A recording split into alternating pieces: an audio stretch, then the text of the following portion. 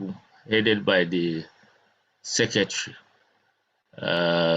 So they will assist us to put all the thoughts together, and then subsequently we have a communique afterwards, which will galvanize all the reactions that has been really on. So let me be sure if the president is with us.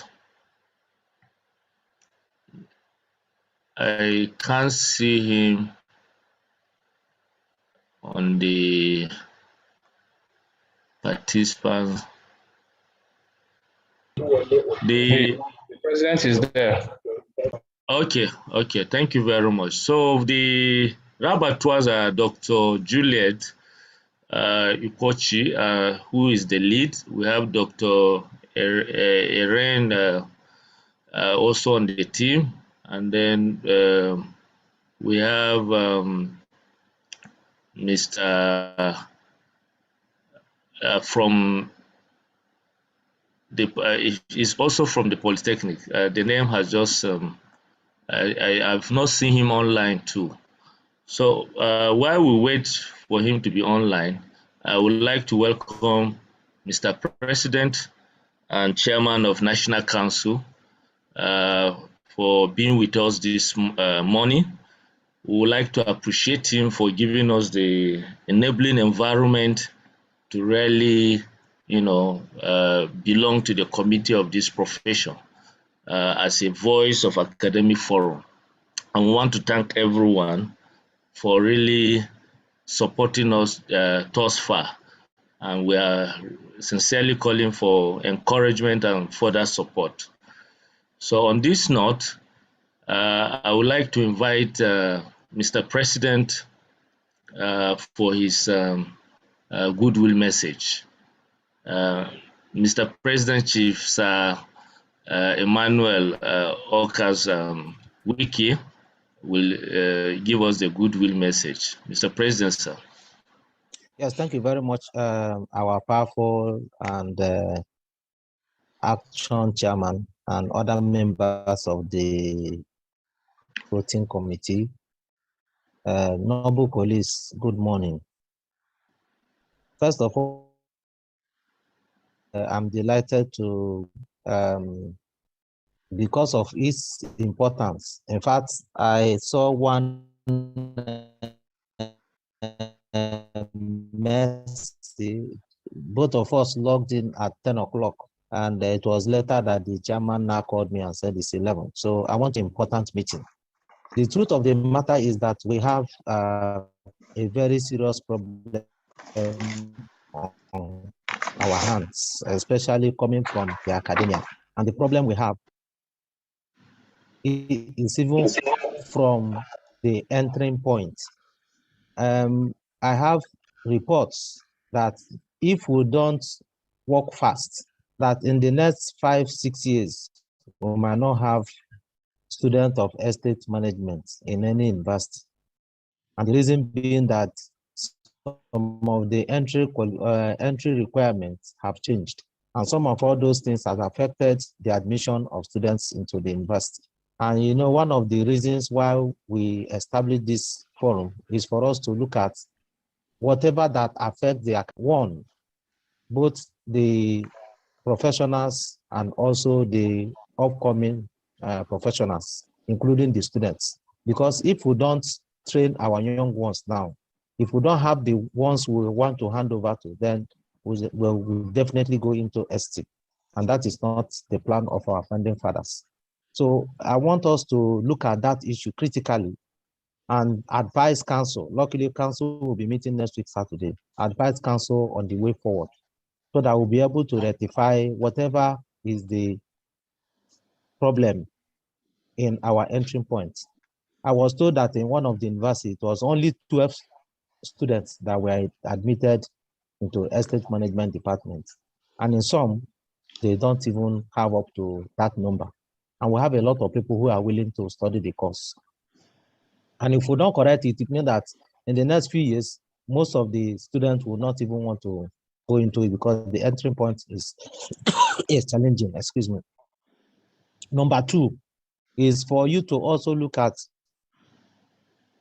our curriculum. We find out that a lot of things has changed. And with what is happening presently, if we don't also prepare our students while they are coming into practice, we might miss the line. So we need to look at our curriculum in each of the university. I'm happy that Dr. Mrs. Uche Ekwatu is here and other members of education committee. They might not be able to do it alone. That's why I'm bringing it before this forum, that as the people in charge of academia, let us also look at the curriculum that will help us build our people that are coming on board. And finally, so that I will not take too much of your time, because I know that today is Saturday, a lot of people will be preparing, is that we must all work together as an institution. The essence of this forum is that you have to discuss issues that are peculiar to you and bring it on board before the council. But that does not mean that you should have a separate organization, or you look at yourself that is distinct from the institution. No, the essence is that let us discuss things that are peculiar to those in academia and bring it up before the council, so that council will be able to know how to handle those things. So on behalf of the council and the entire membership of the Nigerian Association of Essence of Wealth and Valuers, I want to thank you for the sacrifices that you are making. I want to thank you for all the efforts you're making for us to be able to retain this profession. I want to pray that God Almighty will continue to guide and protect all of us and ensure that we build a profession that people that are coming behind us will see to practice and to enjoy.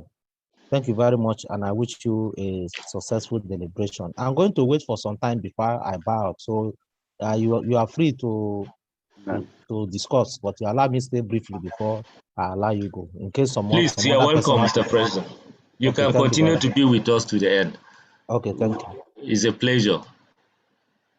So we'll move to the agenda setting properly for today, which is going to be very brief.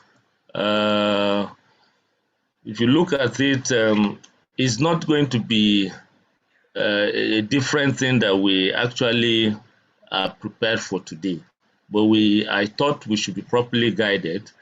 We all know how the profession started estate management from University of Nigeria Enugu campus in 1962. We all know the functions of which we train our students to perform thereafter. They are all listed there for us to see. It's just to refresh our memories.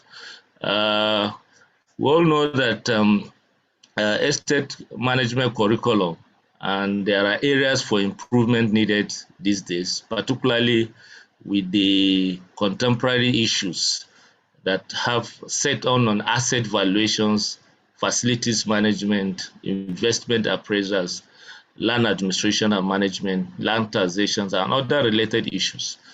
Then, of course, there has been previous studies that has justified why we have to look at the current global issues and concerns. They are all there, and then, of course, we have to key into the current global agenda. Of course, the practice relates to both entrepreneurship and expertise. And we all know today there are wide gaps, particularly from the student we turn out. But we believe that lifelong continuous learning will fit and adapt to the market demands. There are, the prospective estate surveillance evaluation anchored on so many new technologies today, which we have to key into it. And of course, we have to respond to the changes in the real estate industry. And that's why we have brought people to share their thoughts with us with respect to researches that has been carried out to prove that the academia need to train for the industry. Of course, there are two ways of achieving this in terms of real estate curriculum.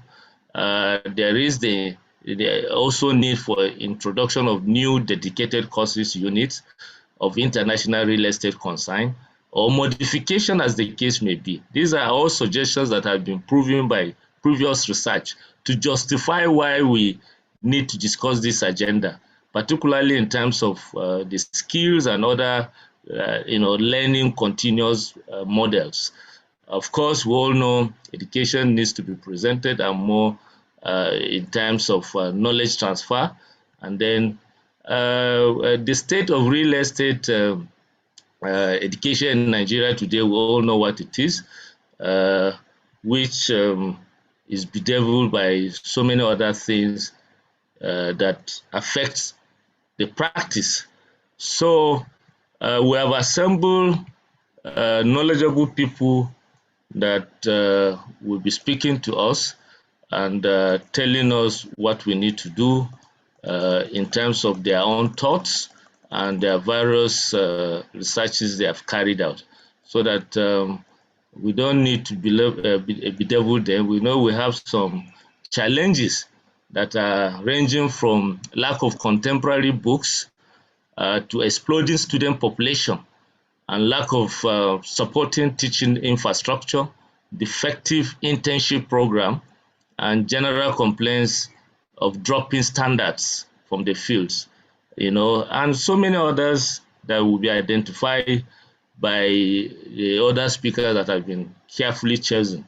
So we all know the effect of this in respect of this practice, and indeed the great disconnect between the town and gown, and that's why practitioners have been invited to participate in this important interactive section, so that we can be able to bridge the gap between us and them. There are various justifications for that, and then there are cases for all this that will come up. But the big question we have to start thinking before the speaker starts speaking to us is that any need for restructuring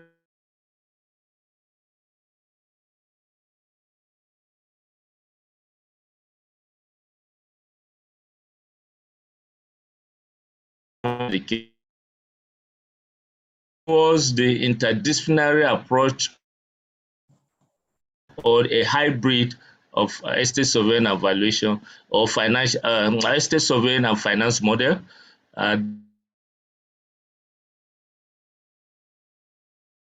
These are things we will be bothered a lot of this. So without much ado, I will go straight, having seen the agenda that is before us, to invite our lead speaker, who is no other person than Dr. Uche Ugwatu. She is a highly motivated and focused professional with significant experience in the education and practice of estate surveying and valuation. She started her career as a lecturer in estate management department at Kaduna Polytechnic, Kaduna, where she rose to the position of principal lecturer before taking a voluntary retirement from full-time academic service to corporate practice. She presently works as a senior partner in the consulting firm of Chika Egwatu and Partners, Estate Surveyors and Valuers, where she heads the Valuation and Research and Development Department. Her primary application domain is valuation and property management, while her primary research domain borders on entrepreneurship, real estate education and practice. She holds a master's degree in property valuation and management from Sheffield University, UK, and a PhD from the same university. Prior to her higher degrees, she has obtained a Bachelor of Science degree in Estate Management from University of Nigeria, UNN, Enugu campus, and a PhD in Education from same university. She also holds a Diploma in Entrepreneurship and Curriculum Development from HESE Business School, Barcelona, Spain. She is a professional member of Nigerian Institution of Estate Surveyors and Valuers, having been elected as an associate of the institution in 1992 and elevated to the fellowship cadre in 2005. She is duly registered with the Estate Surveyors and Valuers Registration Board of Nigeria to practice the profession. She has served in several committees of Niesv at various times as members of the Presidential Advisory Committee, Professional Practice Committee, Niesv Code of Conduct and Ethics, Review Subcommittee, Vice Chairman Education Committee, Chief Invigilator and Center Coordinator of Niesv Professional Education, and member of the Niesv Learning Center. She is a board member of SVABON and serves as the Chairman of Education Committee of the board. Uche made a landmark achievement by her recent appointment into the membership of Standard Recognition Board of the International Valuation Standards Council, IVSC, the body that sets valuation standards worldwide. She is the first Nigerian to be so appointed. This is a no mean achievement. She has to her credit several papers published in national and international journals. She is married to ESB Chika Egwatu, who is also a fellow of the institution, and will be happy to listen to you, Dr. Mrs. Uche Egwatu. Thank you, the coordinator, Professor Nuhu. I greet you, Mr. President, sir. And I thank the organizers of this event. This is my first time of attending such town and gown event. And I must say that it is something that is worth doing to develop our profession. So I praise the initiative of the organizers to put this thing together. And having said that, I want to thank everyone that is present, and we go straight into the discussion. And it is going to be a PowerPoint discussion, which is already on the screen. And I have there the topic, the theme for the discussion is contemporary estate management curriculum development, the needs of the real estate industry. It is an interactive discussion, but I will just run through the PowerPoint presentation, and now we listen to other discussants and take comments and questions. Please, the IT, are you running it from there, or is this something I can manage from here? Okay. The motivation, we are looking at the problems that inform this. The overall goal of estate management education is to produce competent estate surveyors and valuers with sufficient technical knowledge and skills to optimize the use of land resources to facilitate economic development. That is as put together by the NUC benchmark academic standards, which sets the standard for university education for estate management. The real estate industry needs competent graduates with well-equipped with technical knowledge and relevant skills to meet the demands of the 21st century knowledge economy and international best practice standards in solving estate surveying and valuation problems. This makes imperative the need to innovate the curriculum of estate management education to achieve the desired goals. We can see that what the standard setting organization, the goal of the education in estate management agrees with what the industry needs, and being in the same direction, it is the estate management curriculum from higher educational institution that drives the process for achieving the desired goals. And what we want to look at now is the contemporary issues in estate management education and curriculum innovations required to improve the standard of estate management education and also improve the quality of graduates. It has always been said about the gap that the most products graduates of estate management from higher educational institutions do not really meet the demands of the real estate industry.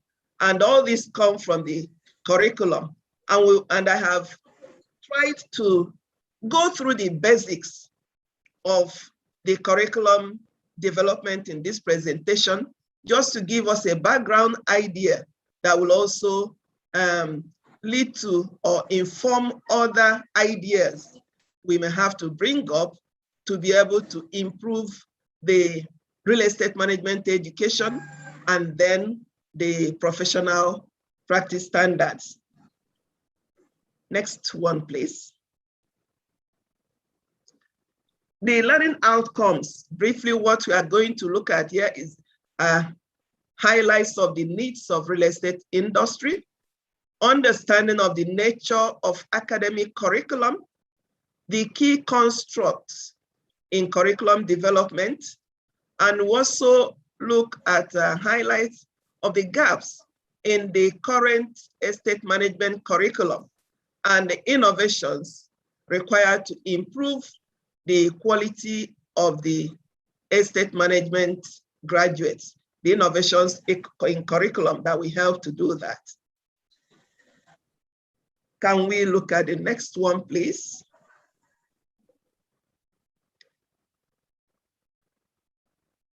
The next slide, please. Oh. So we have a highlight of the needs of the real estate industry. What does the industry require from the academic curriculum, academic learning in estate management? Please, can you go back to the, yeah.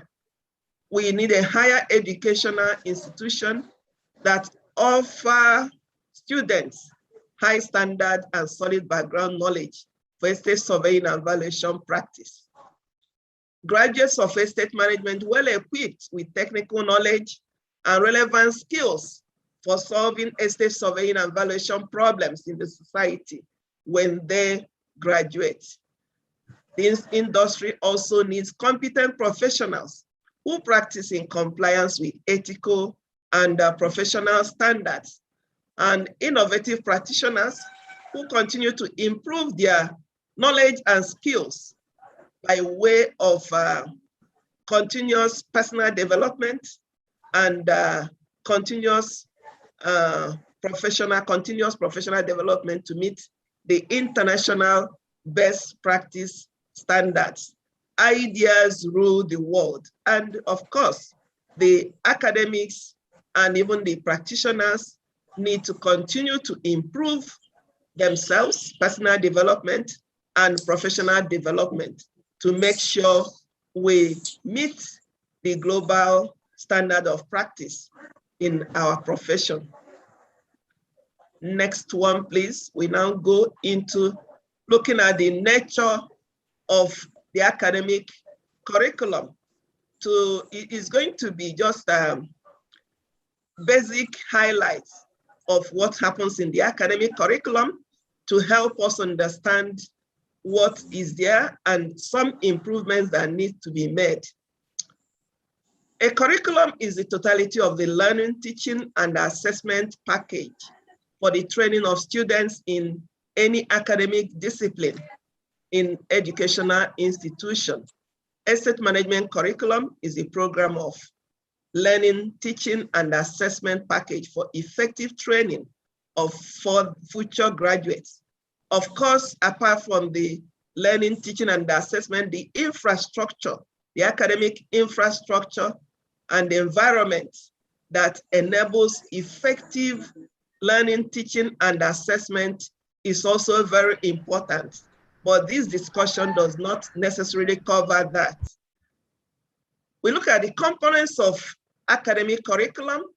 We have the learning content, which gives comprehensive details of what to teach, how to teach, and the learning assessment criteria, how to evaluate to show that, to be sure that what the learning sets to do what the education sets to do is achieved. We also look at another component, which is the teaching, the delivery strategies and methods. The teachers have a strong role to play in this, and even the assessment, the evaluation criteria and strategies for evaluating the learning outcomes. They ask the question, has learning taken place? What has the learner learned? Because the idea is that the essence of education is to help the learner to learn, the student. And if the learner has not learned effectively, then we cannot say that learning, teaching, or the education generally has taken place. So the center of any academic learning is the learner, the student, and every other thing around is meant to ensure that the learner, the student being trained, gets quality and high standard of learning. Next slide, please.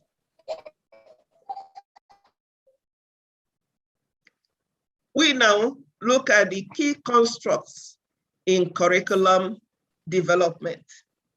The success of any education has a lot to do with the nature of the curriculum, how the curriculum is developed, how the learning, teaching, and assessment practices are properly delivered.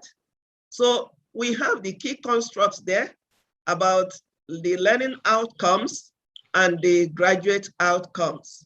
The learning outcomes are written statements of what a successful learner is expected to know, to understand, and be able to do as evidence of having gone through a specific learning program. I said that it's a package. The curriculum is a package. And at the end of the day, even in teaching any topic or teaching at any level, there are expected learning outcomes, which shows what the learner is expected to know, what is expected to understand, and what he can do, which has to do with the demonstration of whatever we think he has learned. And as we go further, we see how the learning, teaching, and assessment practices will help to interrogate all these aspects of learning. Then we also have the graduate outcomes, which has to do with the skills and competencies graduates of estate management are expected to exhibit as evidence of having graduated from the estate surveying and valuation education program. It has to do with, now that they have gone through the program of learning in estate management, coming out, this is what they have to show in terms of the knowledge, technical knowledge and skills to be able to solve problems in the society, to be able to generate ideas in all aspects of the estate surveying and valuation practice in the industry. So it is actually the learning outcomes that eventually manifest into the graduate outcomes. So if the learning outcome is not properly designed and properly implemented, then it will show in the kind of graduates that come out from such learning programs. Next one, please. We are still on key constructs. And another construct, very important, is the learning contents, which I have already highlighted when I was talking about the curriculum contents. The learning contents is the totality of the learning experiences, which a graduate should attain at each level of the learning program as a result of engaging in a particular set of higher education experiences. The learning content, like for estate management, program, spans over a period of 5 years. So the program has to be developed and designed in such a way that at different levels, what is the learning content for each level is properly prepared to meet the needs of the students' interest at that particular level till the end of the program. And we now look at the delivery is another competent, which has to do with teaching of innovative curriculum. Also adopts a mixed methodology and innovative pedagogies to integrate every aspect of the learning. The learning content specifies what needs to be learned, the learning content, how the delivery, how the teaching has to be done, and how students' assessment will be carried out as stated in the curriculum. And then the delivery is where the teacher and the lecturer who delivers the curriculum plays a very important role. And it requires using different teaching methods, different delivery methods to interrogate the various learning outcomes that are expected from the student. There are some that require lecture method. Lecture method is very good. In fact, is the most method in lecturing, which has to do with transmitting knowledge from the teacher to the learner. But using that alone, we end up bringing out or graduating students that have so much knowledge content, but will be lacking in skills. So there's always need for a balance of the methods that interrogates whatever aspect of the learning that is intended to make sure that we produce students that are well-rounded on graduation. Then the teaching approach and the learning assessment now, and that is the evaluation of what has been taught. That's the role of a teacher. He has the content and he delivers the content and has to carry out assessment to be sure that what is the students or learning outcomes has been achieved. And if that is not, if that doesn't happen, then effective learning has not taken place.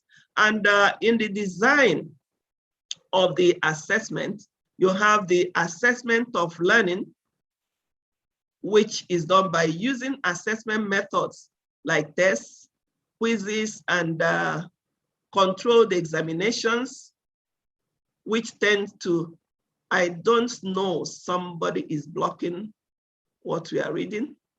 Methods like tests, quizzes, and controlled examinations, which tend to assess the learning of technical knowledge. Like I said, the teaching method where lecture is used is very effective in communicating the theory, principles, and constructs in a particular topic. But that has to be further interrogated by means of other assessment, which we regard as assessment for learning, which has to be done by using assessment criteria that test students' higher order learning and demonstration of skills and ability for solving problems. So it is very important to also use mixed approach in the assessment and using assessment of learning, which tends to assess the theories and principles, and assessment for learning, which interrogates what the student can do, what the learner can do at the end of learning experience. Having taught the examinations, using examinations, tests, or quizzes, we'll be able to bring out the student's understanding of what has been taught about the theories and principles, but it shouldn't end there. We use other methods, action learning assessment criteria, like giving projects or giving a reflective reports, asking the student to write reflective reports to be able to interrogate his understanding and ability to demonstrate what he has learned in that particular learning experience. Can we go to the next one? Then I had a highlight of the gaps in estate management curriculum. And one of them is that NUC benchmark minimum academic standards provides for a shift from prescriptive content-based curriculum to outcome-based curriculum. But most estate management programs still operate the traditional curriculum, which is syllabus and content-based. And the syllabus, it gives you a list of the topics that will be delivered, the teacher intends to deliver to students. But that is traditional and is not innovative. What the standard provides is outcome-based syllabus, which has to take into consideration those curriculum constructs, talking about the topic that needs to be taught, what is expected to be achieved, the objective, and the activities the student is expected to carry out at the end of the learning to show that the learning has actually taken place, which comes with learning outcome. So there is need for academic institutions to review the curriculum to meet the standard. The current BMAS 2018 actually provides what to be done, but maybe it's difficult for the lecturers to be, most lecturers to be able to interpret the standard to be able to put that in practice. Another gap is there is no documented set standards from the standard setting and regulating bodies on the skill sets or graduate outcomes which effective estate management education should provide. The skill set, because we have been talking about teaching and assessing students on the learning of skills and abilities. These skills, some of the skills can be teased out from the benchmark minimum academic standards, but the regulatory authority, the professional regulatory body, does not have any documented list of graduate outcomes they expect from the universities or the academic institutions.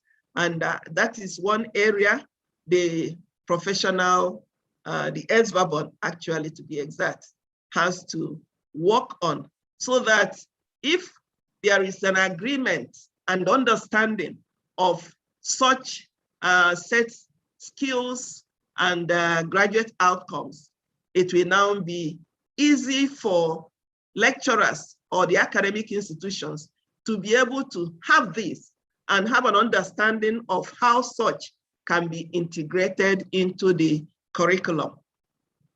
Then we have gaps in the interpretation and delivery of the curriculum, which follows from the first two.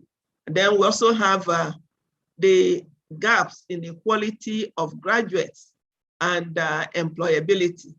That has been hammered on, that in fact is not just specific to estate management graduates, but most graduates from academic institutions are not employable.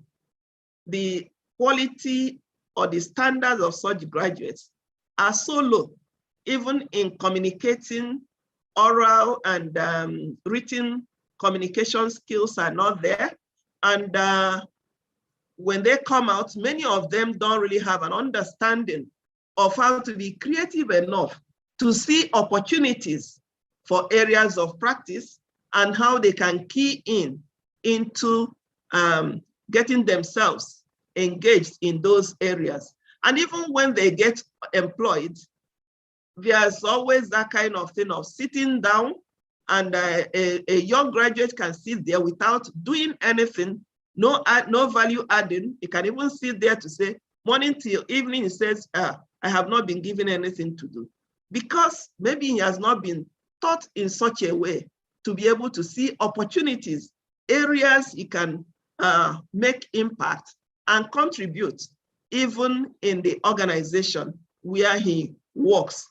Because maybe the entrepreneurial learning skills and the employability skills are key gaps in that area, and that need to be closed. Then there is monolithic structure of postgraduate programs from most academic institutions. Most universities run postgraduates that have BSc Estate Management, MSc Estate Management, and PhD in Estate Management. So I don't think that we give room for broadening of knowledge in various areas of practice. And that is what the industry desires so much. We have, the industry is already doing that, the professional body, by setting up different professional faculties and units in valuation, property management, facilities management, investment appraisal, compensation, and all those. We think there will be need for the academic institutions to be offering postgraduate studies in those areas. This will also help the industry to take back ownership of the broad-based content of estate management education, even in practice. The effects of such gaps in curriculum, the overall effect of the gaps in the curriculum is that the graduate outcomes or skills for effective application of academic knowledge in the industry may not be reinforced in the academic learning program. I have explained that, particularly the gap of not having clear-cut documented learning outcomes and graduate outcomes from the professional angle. That gap will now be reflected as gap in what the students are taught in terms of the skill. And with that, some lecturers, it may not even occur to them about the need to equip students with such skills in their teaching. And again, most graduates therefore have sound knowledge of theories and principles of estate management, but may lack the skills for application of such knowledge in solving real estate problems in the industry. We have sound real estate academics who are lecturers and who are experts in the profession. And the delivery of theory, they deliver sound technical knowledge of estate management. But some who do not interact with the professional practice angle may be deficient in knowing the skills required in the industry to make sure that that is integrated in the teaching. So that gap has impact about the graduating students who may not be able to demonstrate such in the industry because they're not able to understand how to connect knowledge from the academic institution with the application of such knowledge in the industry. Then we look at the curriculum innovations. I have suggested some innovations that are required in the curriculum to make the learning more innovative and produce graduates that will contribute in the society in solving real estate surveying and valuation problems. Graduates of estate management are problem solvers and idea generators.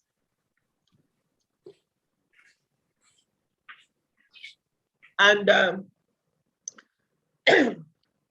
ability to produce such students comes from the curriculum, excuse me.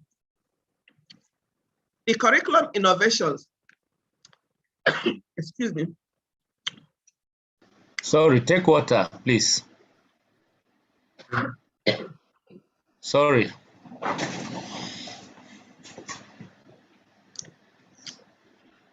So we have there, sorry about the break. The standard setting bodies should define the skill sets and graduate outcomes for effective professional practice, and reflect some in the curriculum for estate management education. Like I said, I looked at the BMAS 2018, which is the document produced by the NUC, and Critical can evaluate that and tease out the skill sets expected of in training of estate management students, but there is none from the professional angle, and there is need to have such, and so that the implementers of the curriculum will bring this and integrate it into the academic curriculum. The next one, introduce new ideas, contents, and relevant standards. Please go back. Go back, please. Thank you. There is need to introduce new ideas, contents, and relevant standards for the 21st century best practice in the industry into the academic curriculum. You know, the benchmark minimum academic standards gives the minimum that is expected. The universities, the university curriculum, they have that flexibility to include some other contents they consider relevant. And what I notice is that many institutions have strived to cover the minimum standard. That is not the ultimate. There is need to always be flexible in improving the curriculum to be able to integrate current changes, current developments in the industry and in the global arena, to make sure that at any point in time, we have a robust curriculum that produces graduates that makes impact in the society. And I have suggested some contents, which includes the need to introduce real estate entrepreneurship, and then embed the teaching of entrepreneurship skills and ICT skills in core estate management courses. I noticed that there has been so much emphasis in teaching of entrepreneurship in academic institutions, including estate management. But I found out that the entrepreneurship currently taught is about the generic principles of entrepreneurship. And then the practical aspect of it is asking the students of estate management to learn how to bake bread, how to sew, how to do whatever and whatever, which has nothing to do with the discipline.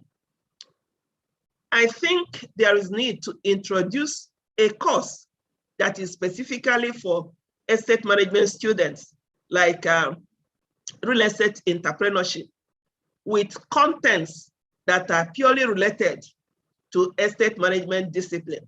And then such course will now be implemented by introducing the skills in each of the core estate management courses, like valuation, property management, and such real estate marketing. if students are trained with such curriculum, as the student is learning that particular course, his eyes are opening to, for example, the evaluation opportunities and how he can actualize those opportunities, the real estate marketing strategies. And by the time he's graduating, he already sees a lot of opportunities and will actually be impactful in manifesting such skills, whether in the organization or even in self-engagement to earn himself an income in the course of going through the professional qualification processes. And of course, the ICT skills should also be specific to estate management program to make sure that students can learn what is very relevant for estate management practice. The current this thing is ICT. Young people like ICT and they easily learn using that method. But you now discover that most of our young estate management graduates are very IT savvy and they are not able to use it even in the industry. Most of them decide to change discipline because they are doing that as what they love. But if they are taught about it in the context of the discipline from the university, they will certainly excel as they come out and add value to our professional practice in the industry. And introduce the learning of international standards like the IVSC, IPMS, IFRS, etc. into the curriculum to expose the education to the 21st century international best practice standards. These are the IVS, for example, of course, the International Evaluation Standards recognizes the International Property Measurement Standards. And these are standards we as valuers must be very conversant with in our practice, even the International Financial Reporting Standards. These key standards must be properly integrated into the curriculum and properly taught.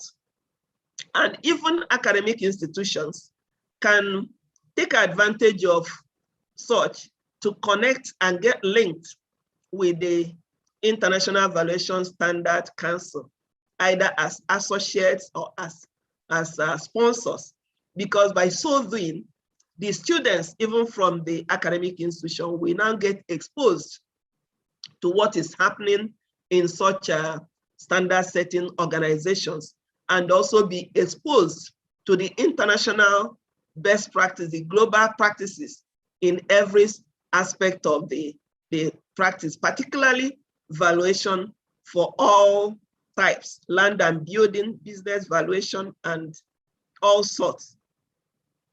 And that is also the kind of thing that will also expose our Nigerian education system to the international academy. And I know in the past, Nigerian universities used to attract students from abroad, but the trend has changed. But I'm sure if we innovate our curriculum with additional other innovations to support education in Nigeria, we can have something better than we have now.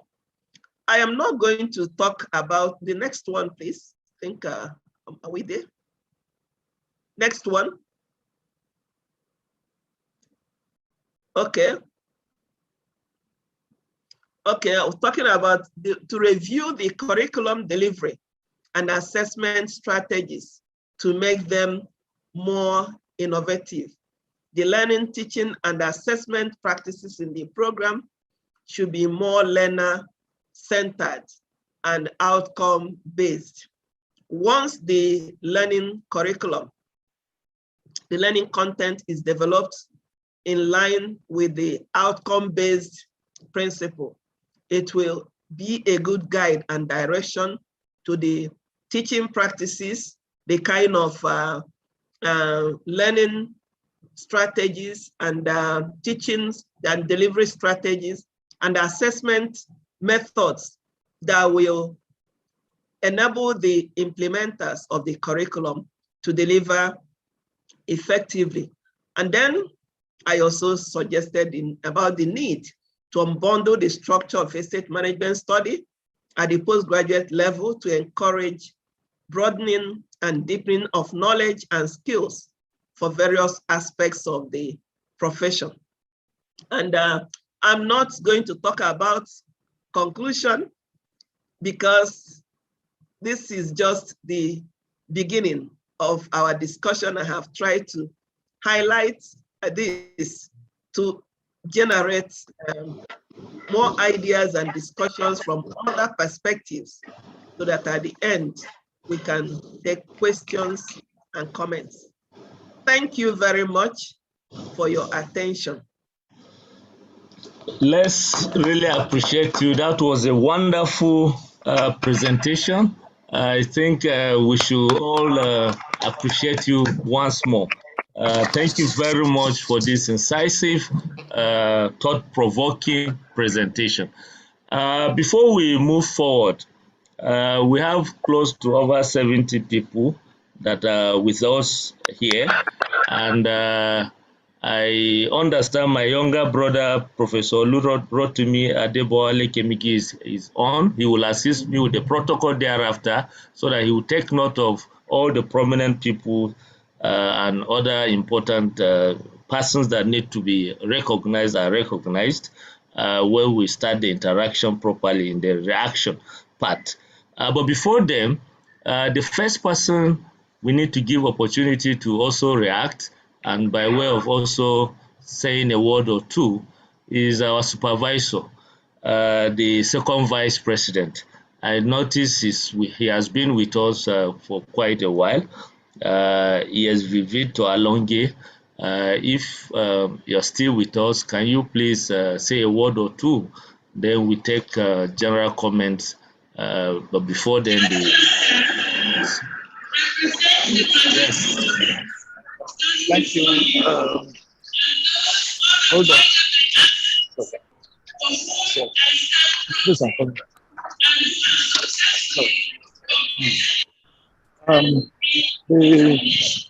The chairman of this forum, I understand the president is also on board.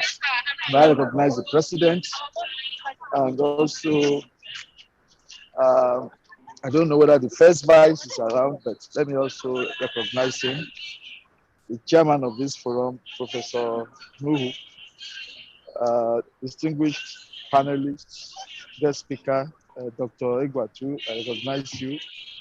And Thank also you,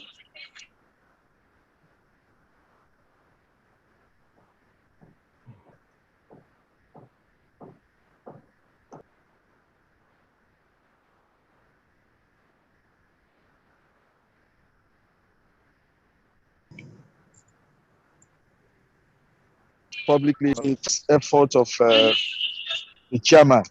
Sorry, I am actually representing the president at a function in Abuja, the graduation ceremony of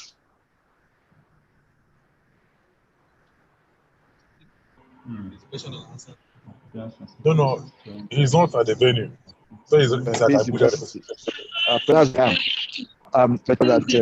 that I join him, because I want to say that apart from being the supervisory officer for the group, I also have a passion for supporting the academia, because that is the source of our professional development. There is no practice without theory, and you are the source of that theory. And it is important that we have theory that is actually updated with practice. And that is why this sort of engagement should be encouraged. So I want to thank you for this innovation. And I listened to the chairman's opening remarks, which actually set the tone completely. Fantastic. And Professor Egwatu's, sorry, I'm promoting Dr. Egwatu as a professor. Dr. Egwatu's presentation also addressed the issues that we really need to look at. I just want to, I believe other speakers will also hone in on the critical issues as already broadly introduced by Dr. Egwatu. But I just want to make a plea here that this should not end with this program. There is a need for us to actually develop update the technical content of our academic training to reflect the challenge that we face in practice. And we will look up to you to be the springboard.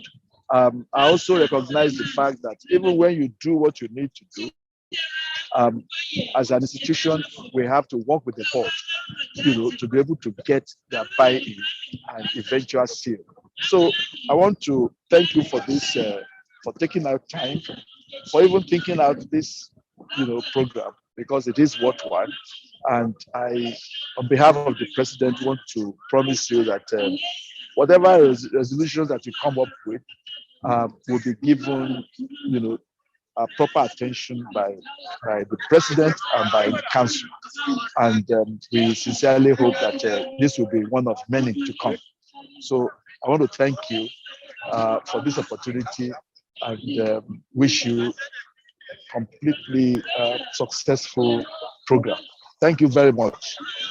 Thank you very much, our second vice. We really appreciate this sense of encouragement.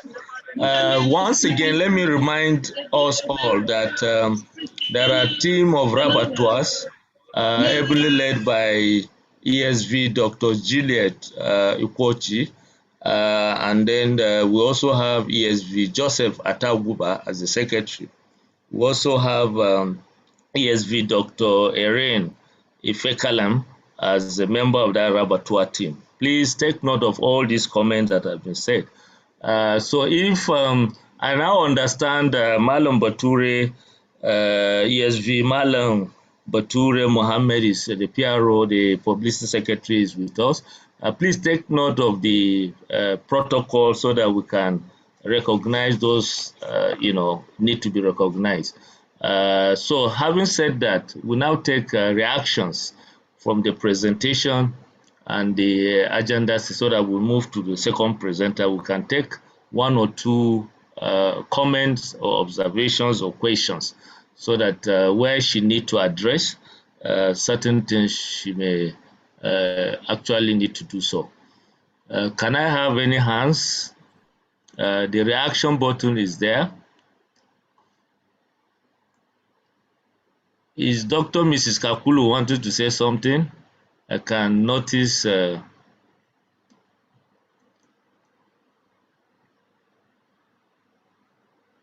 can we have reaction, or do we proceed to the second presentation?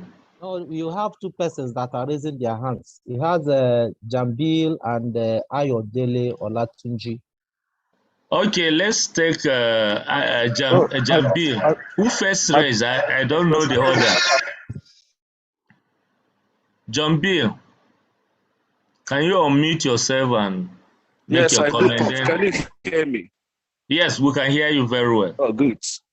So good afternoon, Mr. President. Good afternoon, able coordinator, and our doctor that just made a presentation, Dr. Chegatu.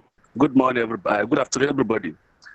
Mine is just that, like the presenter make a very wonderful presentation as always, but the only aspect I can see is that her presentation centered more on the university curriculum, not forgetting the fact that the Polytechnic NBT curriculum also lack so many things that are in contemporary application. So I don't know.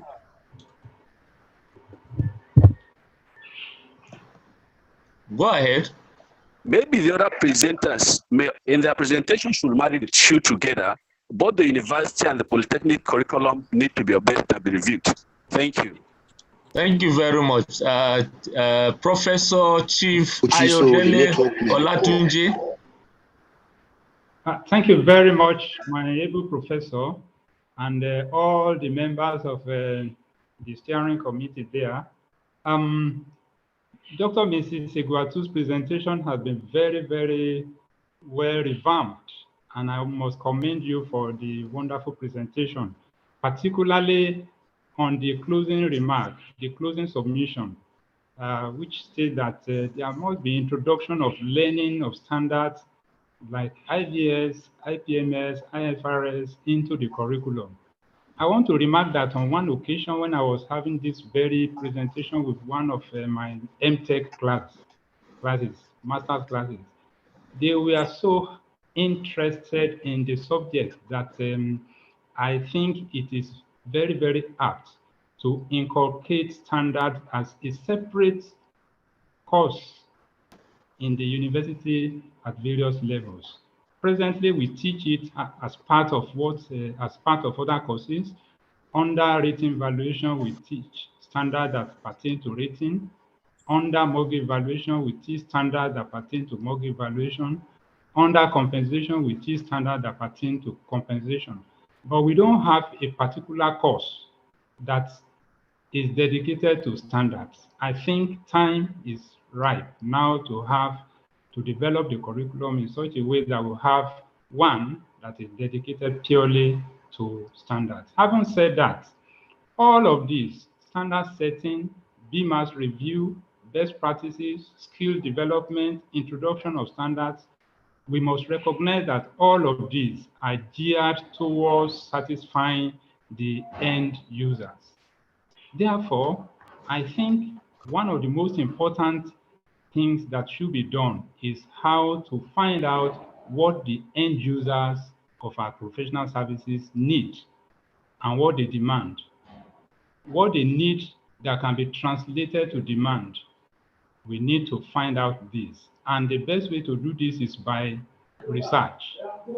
I want to suggest that our research institutions at university and polytechnic level should direct research towards finding out what the needs and the demands of the end users of professional services are, with the aim of building them up and developing them into curriculum that can be taught in the universities and the institutions, with the aim of setting, of getting best practices out of them. I want to remark that if you look at the template of the SVABON, there are 9 core areas that are identifiable. And under these 9 core areas, you also have sub-areas. Now, each of these core areas has its own end users. We should begin by identifying the corresponding end users to each service so that we can go out to these end users and find out by research what they need and what they demand, and the type of needs that they have that can be translated into demands. That is, the type of services they are willing and capable of paying and of paying for. That's the one that translates to demand. And I think this is very, very important. So we should identify the sub-areas of practice as well as the end users that are at the end of these services. They pay for our services. And you know, as the saying goes, he who pays the piper dictates the tune. I think they should have an input into what we teach with regards to our development of curriculum. Thank you very much. Thank you very much. I can see 2 hands up. Now my younger brother, Professor Olurotimi Kemiki, is with us. Please unmute yourself and say something. Then we'll, Professor Onyinka too, after you. Olurotimi Kemiki is your time.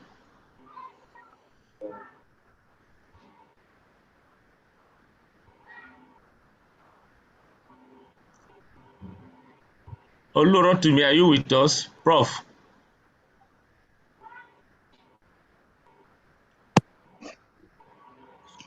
If we cannot Can you hear hear me? you, okay, I can hear you now. Please go ahead.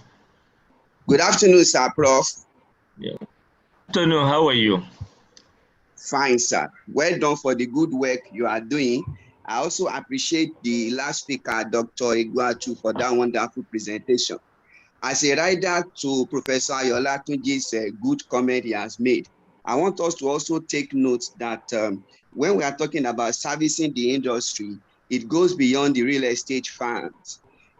Rather, we should also extend it to other area of concerns where our graduates are currently being employed, such as bottling company, oil company, real estate development company, telecom provider, facility management company, and other areas of concern where we have our graduates, and we should tailor our curriculum to service these organizations and businesses. Thank you.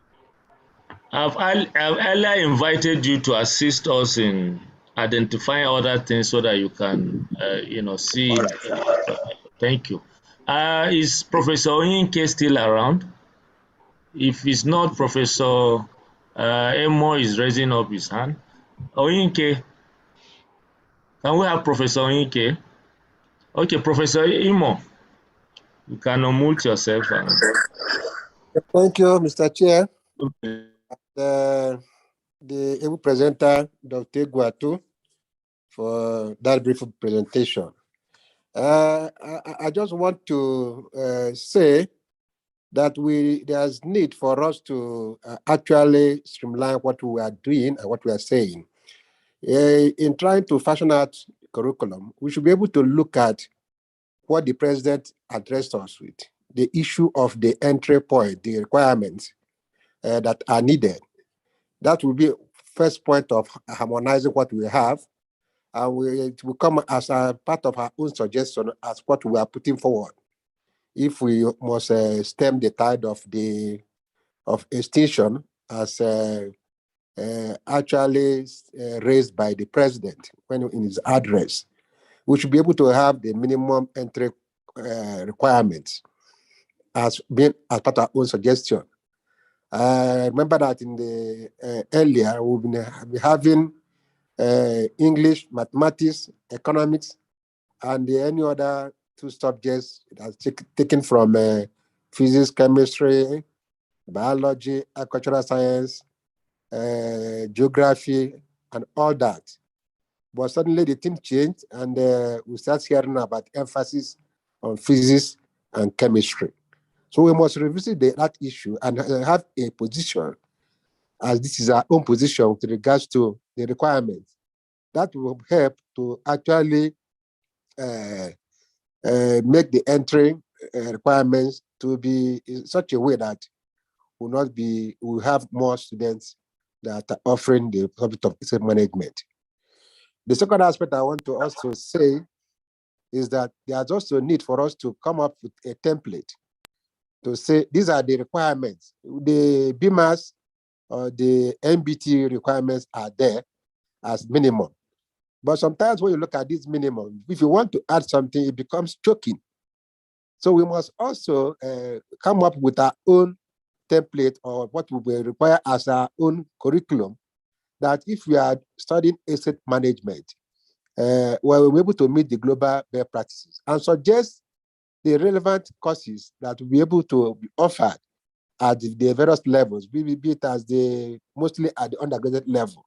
So we have the minimum. Each university or polytechnic can now add to that. But sometimes limits are given as to the number of courses or requirements you must meet. So I'm expecting that this forum will be able to come up to say these are the courses or the requirements, the subject areas that we'll be able to be looking at if we're offering estate management as a course in any of our universities or polytechnics. So that's what I wanted to suggest with regards to the ongoing contribution.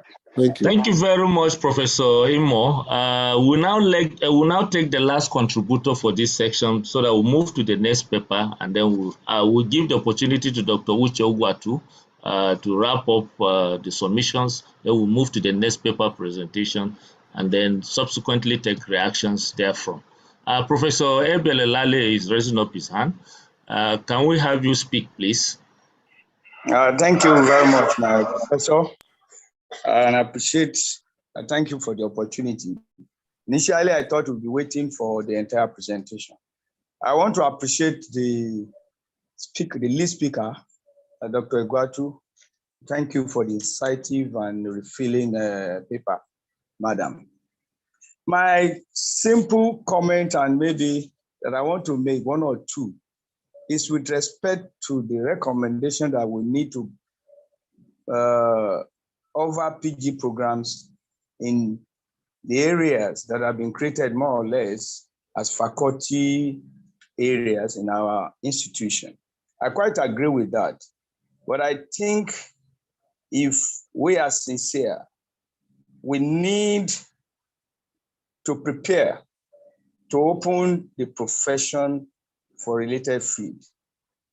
What I'm saying in essence is that no university or what have you, we want to offer a program in facility management, for example, for only estate management student, BSc.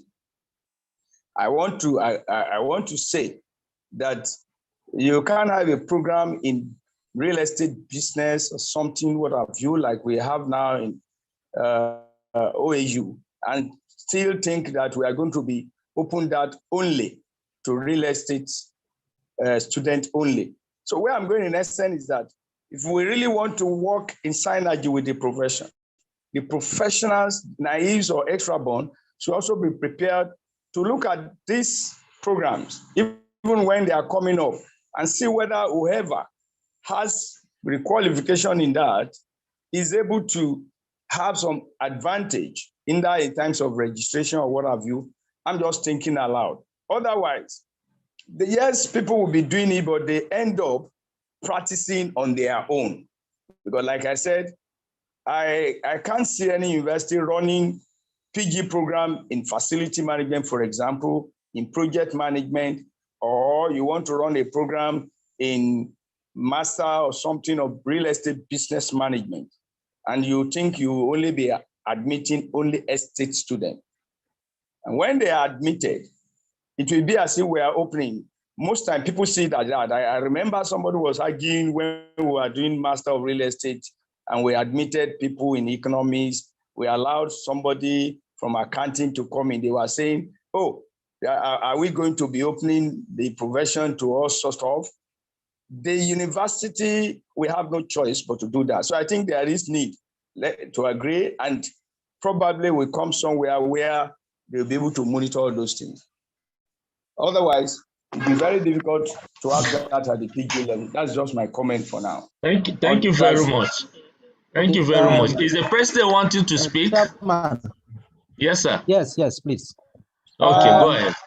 First, let me thank all the participants for their contributions. I want to be properly guided. Who determines the minimum entry point?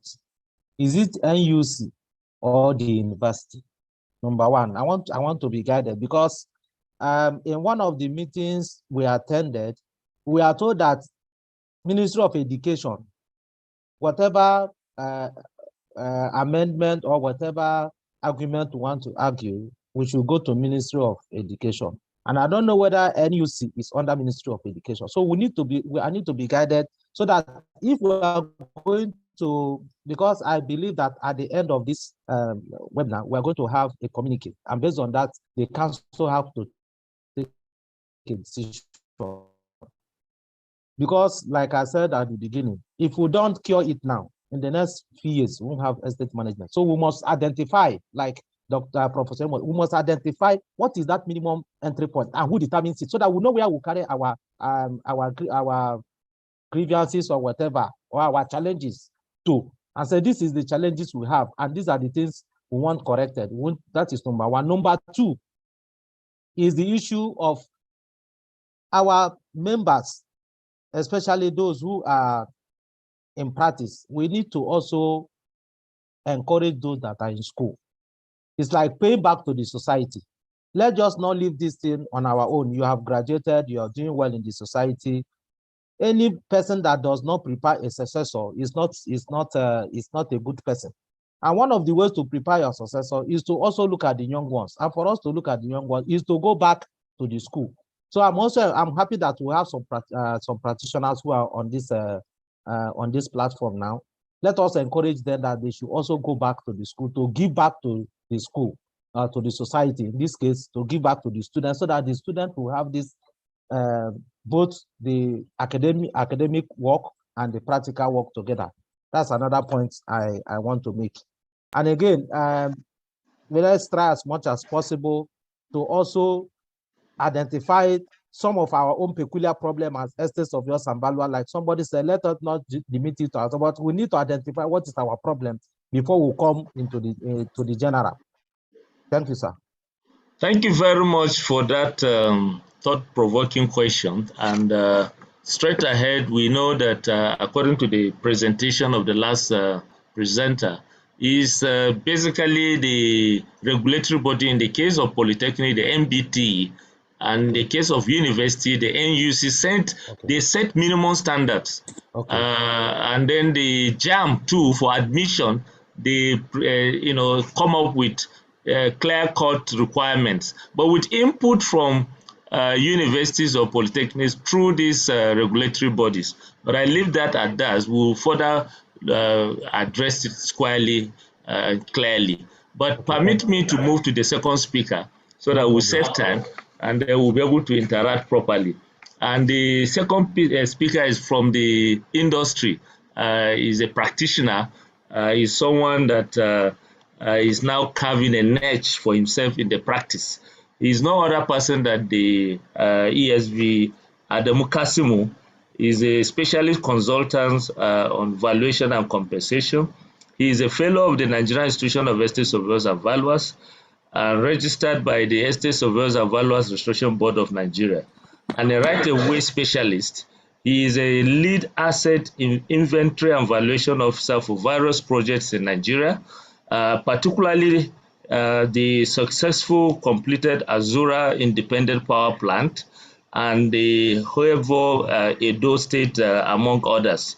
He is a professional in all resettlement action planning and livelihood restoration planning. He has worked as an estate officer in Plateau, Nasarawa, and Nasarawa State government prior to joining the private practice. He is an expert. His expertise include entitlement matrix, compensation, asset inventory and valuation, and has worked on various spatial and spatial and right-of-way projects across the country. Also a member of Amnesty International. So I hope you will not speaking about rights here, to educate us how to improve, to know the needs of the industry. ESV Adamu Kasimu. Thank you. Thank you. Thank you very much for that wonderful startup. First, I want to actually appreciate my mommy, Dr. Iguatu, for the first paper. I also want to appreciate the president for the opportunity given to us to hold this seminar on curriculum. This topic is very topical and is timely. As if the president knew, I was to start with whose responsibility is it to set the curriculum, to set the minimum benchmark for the development of our curriculum. I think we have to draw ourselves to the Esvabon Act, that's Cap E13, Section 2B. It's clear there that Esvabon was set up primarily, amongst other functions, to determine the standards of knowledge and skills for who will be an estate surveyor and valuer. And secondly, to review the standards from time to time. That is what the law says. So the responsibility of determining curriculum basically lies within us as estate surveyors and valuers. So I am happy that we are discussing this today and believing that the standards we are setting today is not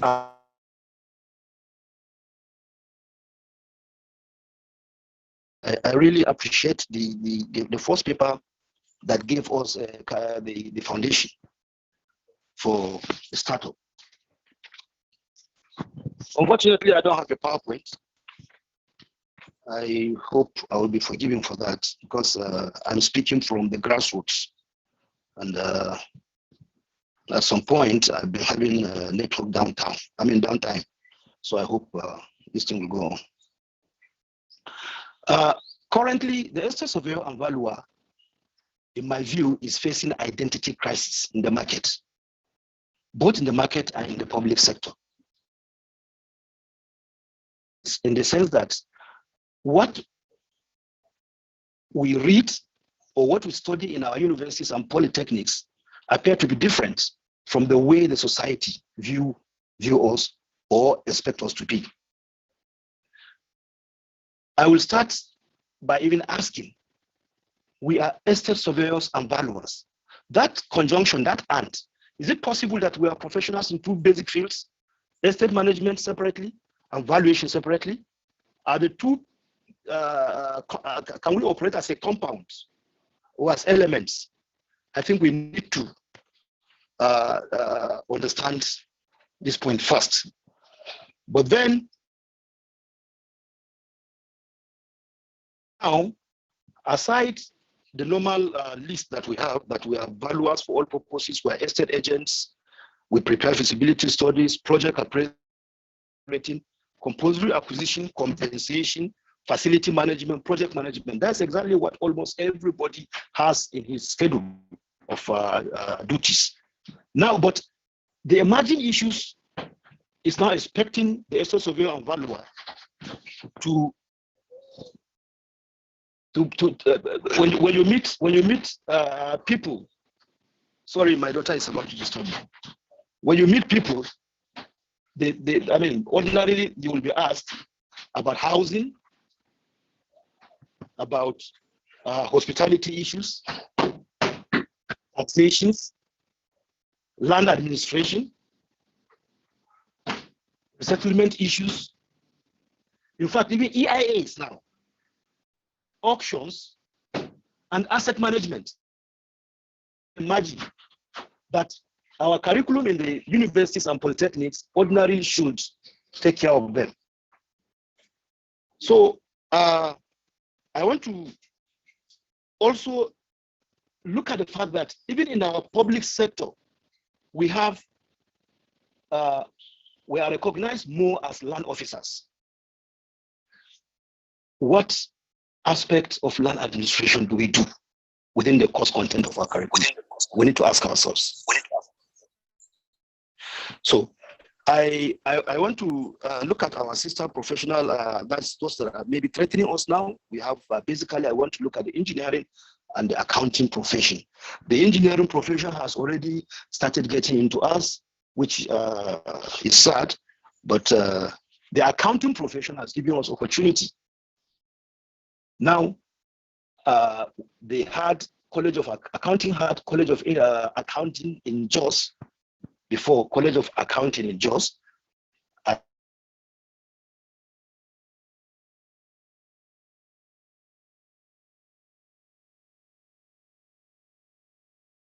So you have BSc Accounting, you have BSc Taxation. The next thing you have MSc Public Accounting, Private Accounting. Everything is all about accounting.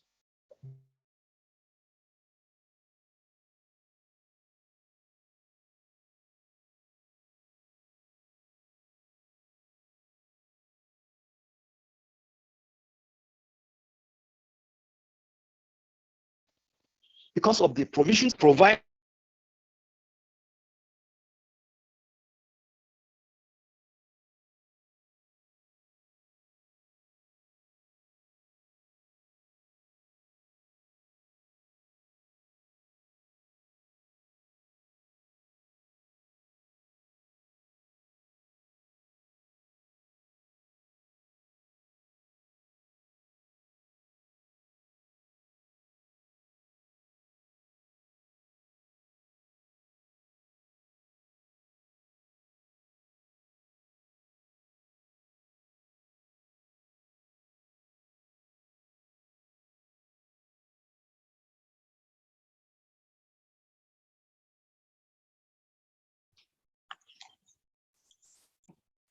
Mr. Chairman, the audio is off. Hello? The audio is off. We can't get him. Am I back? Yeah, you are. You are.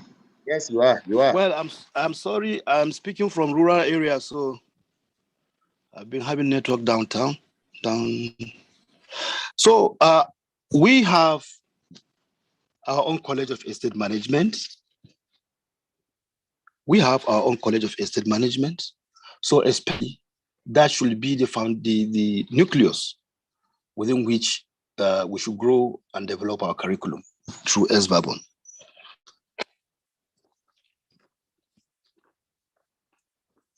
So, as I mentioned earlier, basically in the course of practice, we know that property management is being threatened. Auctioneering is taking over, is being treated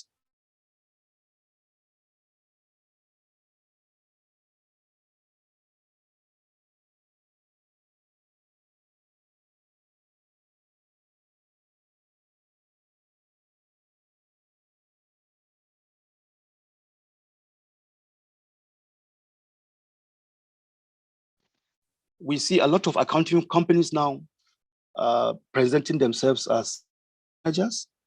I prodded through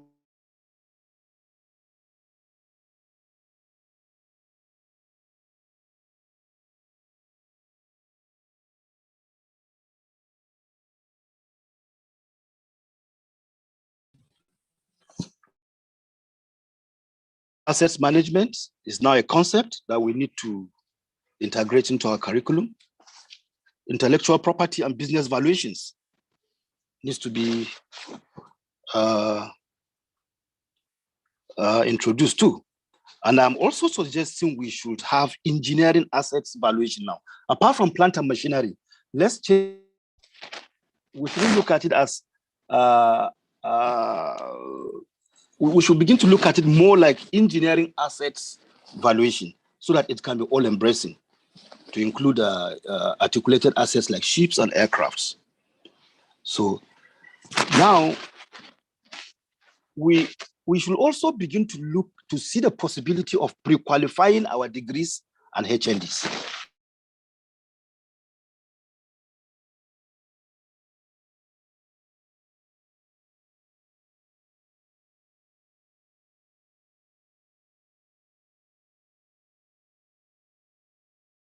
HND in estate management, but in asset management, either asset management, valuation, or land administration. Why I'm emphasizing land administration is because of the expectation of the public sector of from our profession. So I think I'm looking at, if it is going to be possible, we begin to pre-qualify our degrees. Then our masters, that is MScs and PhDs, all the specialized areas. But again, I want to also appeal that the academic community in particular, that sometimes don't seem to recognize higher degrees in other fields other than estate management. That should be looked at too. So that if somebody has a PhD in facilities management or environmental or something to do with any other thing, it should be considered for growth, because that is really discouraging some of our members from prodding into other areas of the profession. I want to quickly conclude, because of technical issues, I wish to quickly conclude that there is the need for SVABON to step up its role in implementing Section 2B of its own act. It is SVABON that can review, make proposals to the universities through NUC or polytechnics through MBTE, because it is unfortunate that our curriculum is still the way it was designed, perhaps the way it was designed in 1962, which the portraying what Dr. Egwatu just presented. We have not, our curriculum is not knowledge, it just impacts knowledge without skills. So we need to have our BMAs that will reflect the current expectations of the market, so that we should be able to speak the language of the market, so that the market will also accept us for who we are and what we are at all times, the future of this profession being preserved. Thank you very much. I apologize for the breaking transmissions.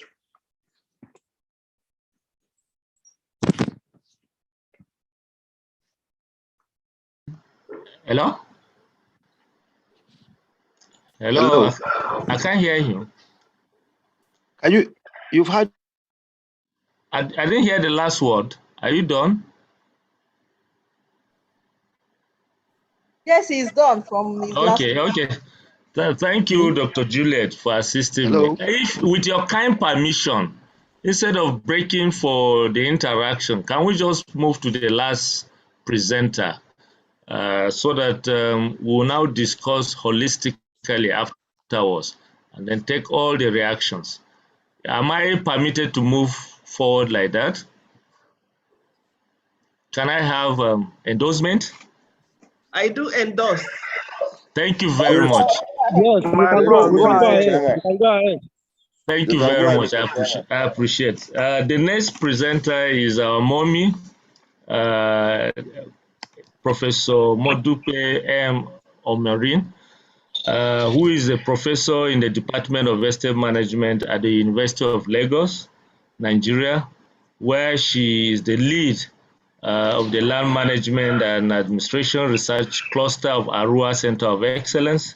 She is currently the Dean of the Faculty of Environmental Sciences, University of Lagos, Nigeria. She has conducted extensive research on issues related to land and administration, land distribution, land management, facilities management sciences, with over 5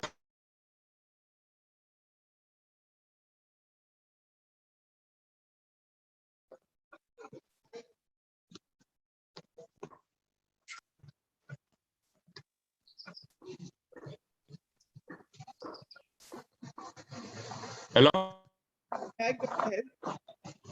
She's currently the vice chair of this forum and also advisor. She's assisting us in many respects. So, Mommy, it's your time to speak to us.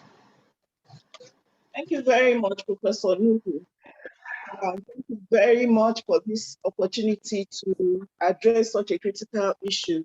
Can you hear me very well? Can you hear me, please? Yes, Prof, we can hear you. Thank you. Yes, we are hearing you. Yes, we can hear you, madam. Our president, members of council on this platform, chairman of this steering committee, fellow speakers, Dr. Uche Gwatu and ESB Adamu Kasumu, all noble colleagues here present. I appeal to stand on, for the existing protocol.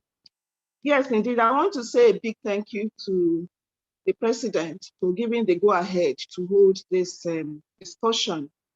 I also want to thank everybody for coming on board, because what we're discussing is of critical importance to the future of our profession and also to the restoration of, should I say, credibility, pardon me for using that word, in some quarters.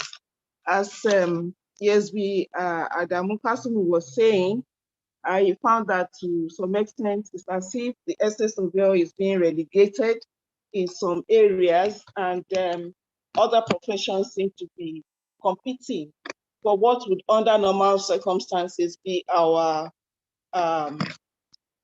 preserves, so to speak.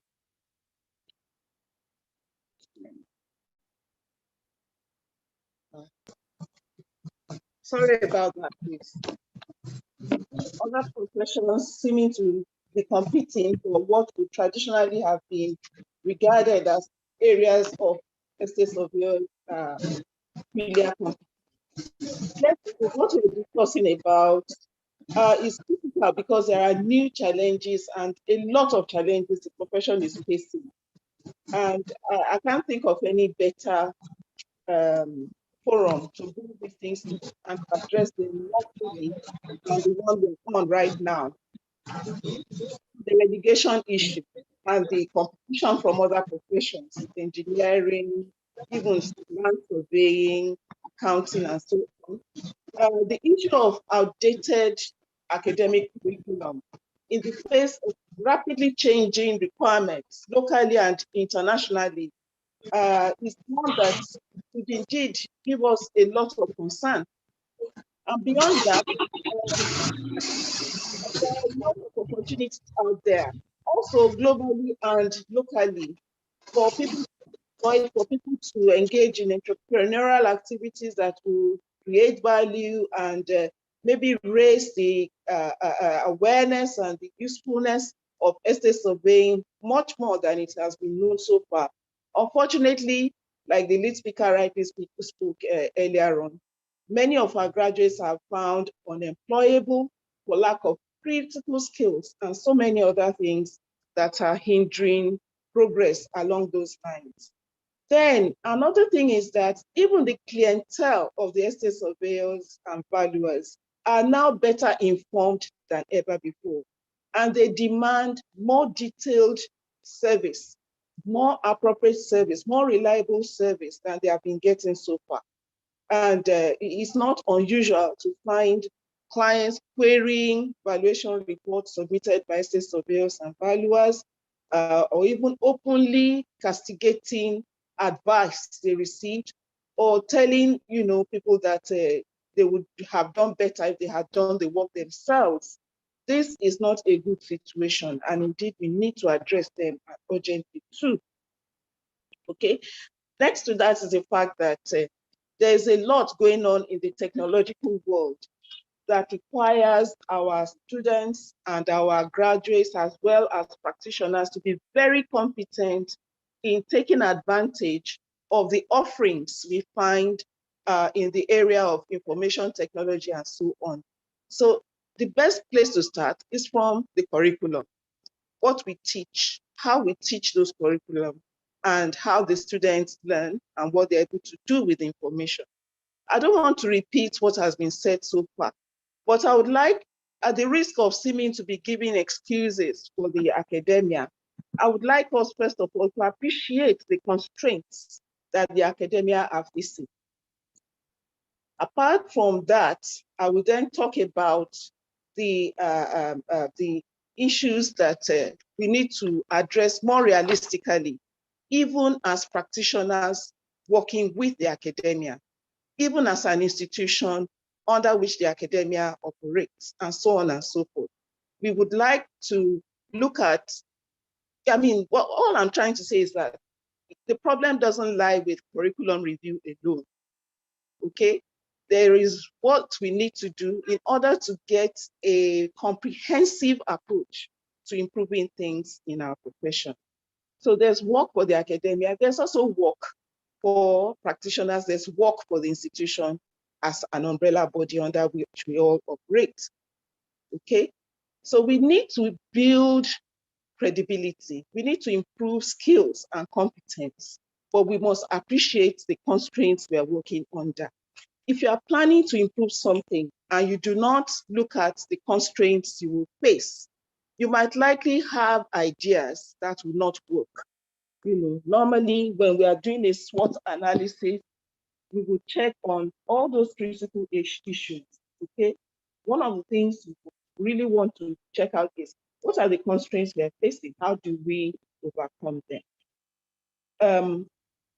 First and foremost, I would like to point out the fact that, yes, there is the benchmark minimum academic standards prescribed by NUC for the universities and by MBTE by MBTE for the polytechnics.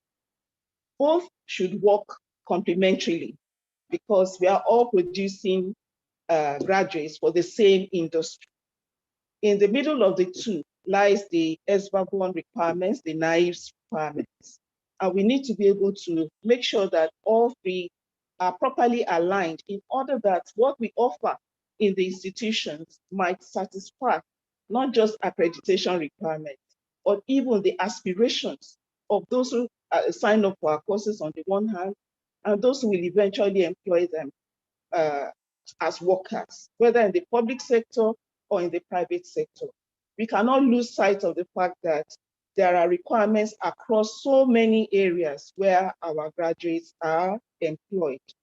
Okay, so what are those constraints?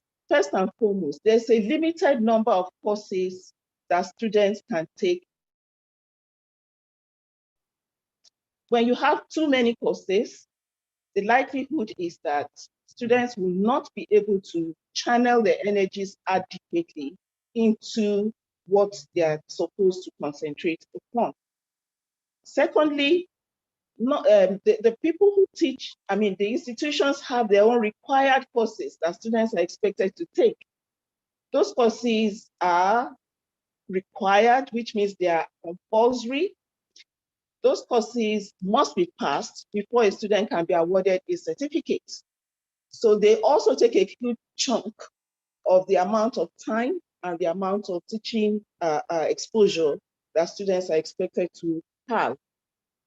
Thirdly, there is the issue of the kind of attitudes that students themselves bring into the classroom, bring into the program in order to learn. And that is personally why I like the idea of us not looking at going through a course in the university or in the polytechnic as the end of it all, but recognizing the place of lifelong learning in this profession is so important. Okay, there's a limit to what we can cover within the periods available and within the requirements that the universities have, that the polytechnics also have. Beyond this issue of limited time to cover all that is needed, the institutions also have their own constraints in terms of capacity to hire appropriate lecturers. And then also sometimes when adverts are placed for lecturers to come, people who have competence who are out there are very reluctant to pick up jobs in the institutions because they perceive the pay as not being adequate. I'll come back to that later if time permits, but let's just move on first. So coming to this issue of the curriculum, our lead speaker spoke very, very beautifully on the fact that the curriculum that existed before, that had been in operation for so long, seemed not to have given enough space to the issue of outcomes, learning outcomes. I'd just like to address that because it's one of those things that we need to carry on board so that we move on forward. In the polytechnics, the MBTE structure of the curriculum expression or articulation lists out learning outcomes. And having done assessments in some of those polytechnics before, I am aware that there's a huge effort to align course content with whether the students actually gained what they did, what they were supposed to gain or not.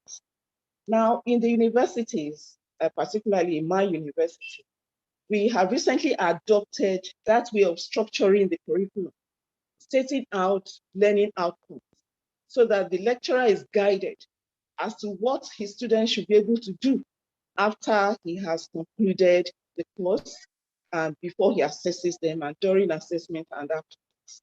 So there is improvement in that area because if we don't know where we have reached up to, we might not know how to move forward. So there's some improvement in that regard. We've shifted to a large extent from the old style of curriculum to one in which now learning outcomes are given some more prominence.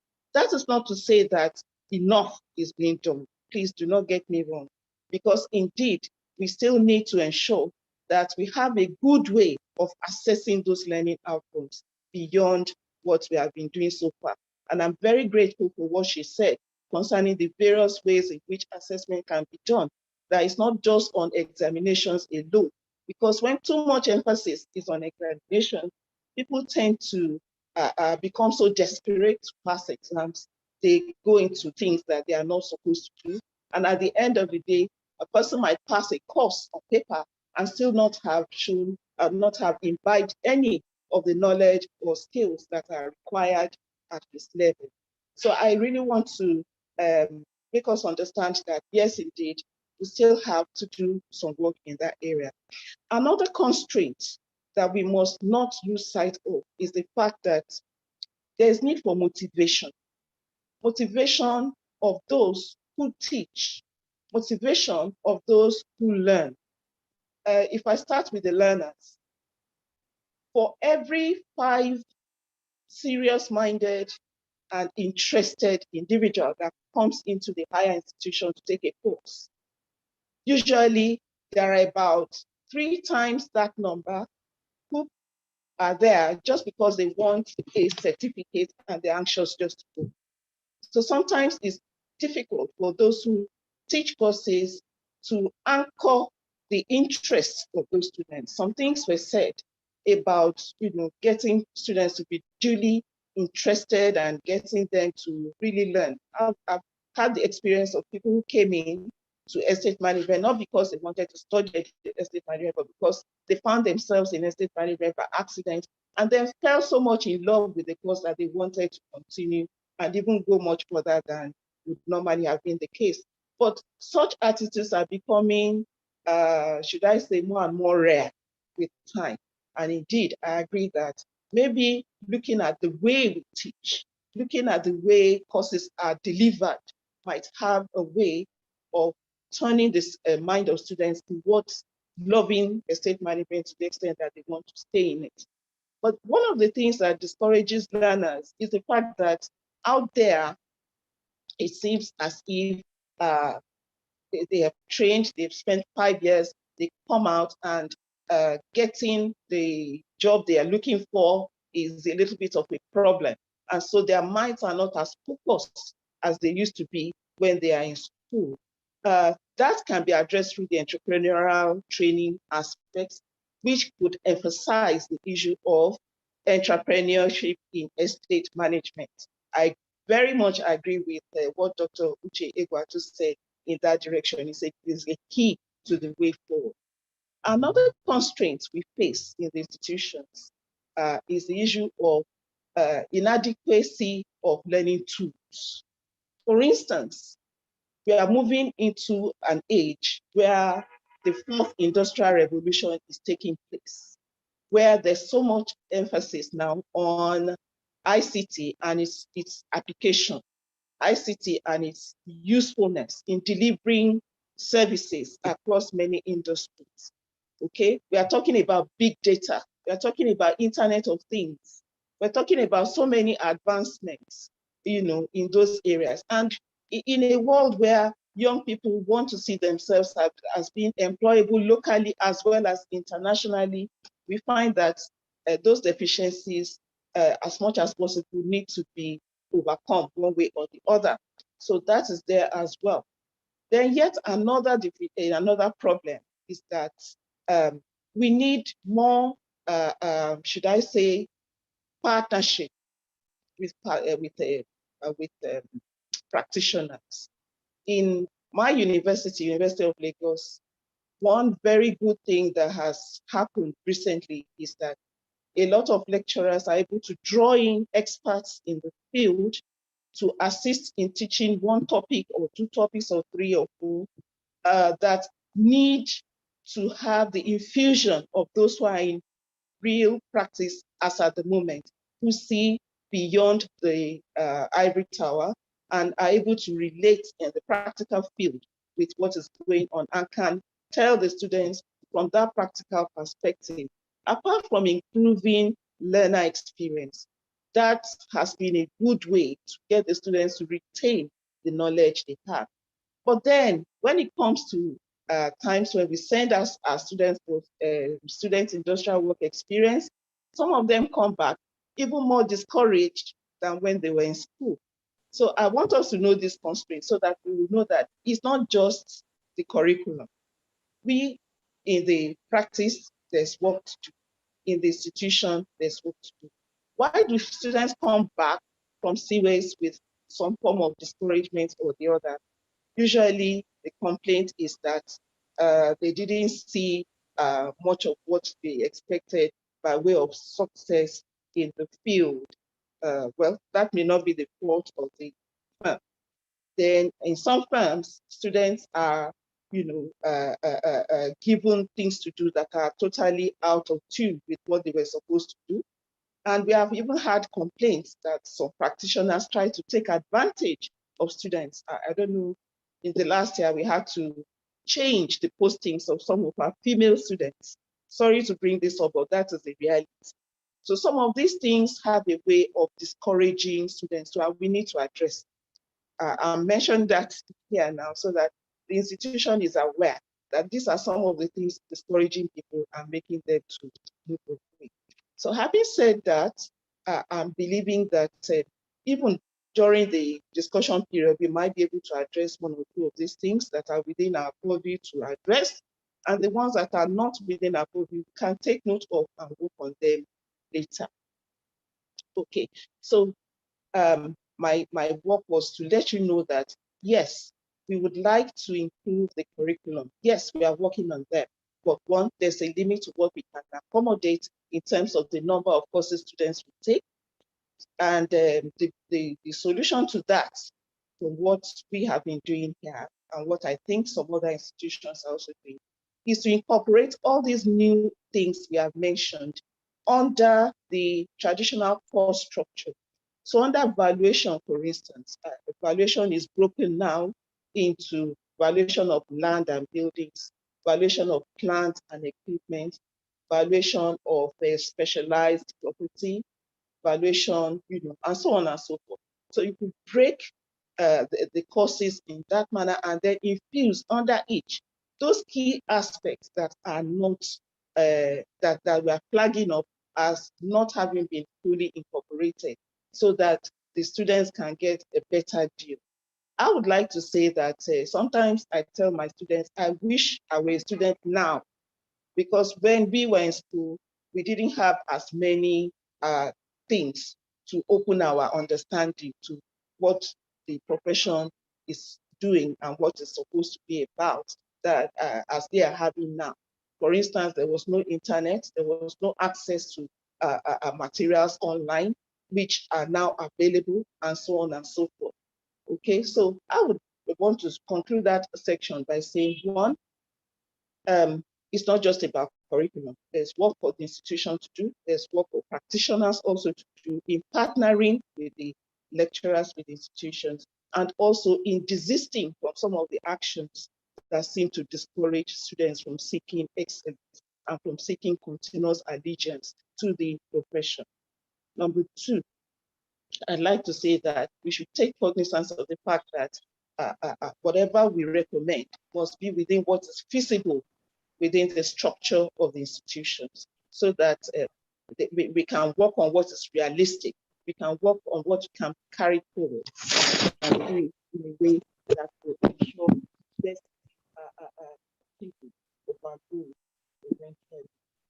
Okay.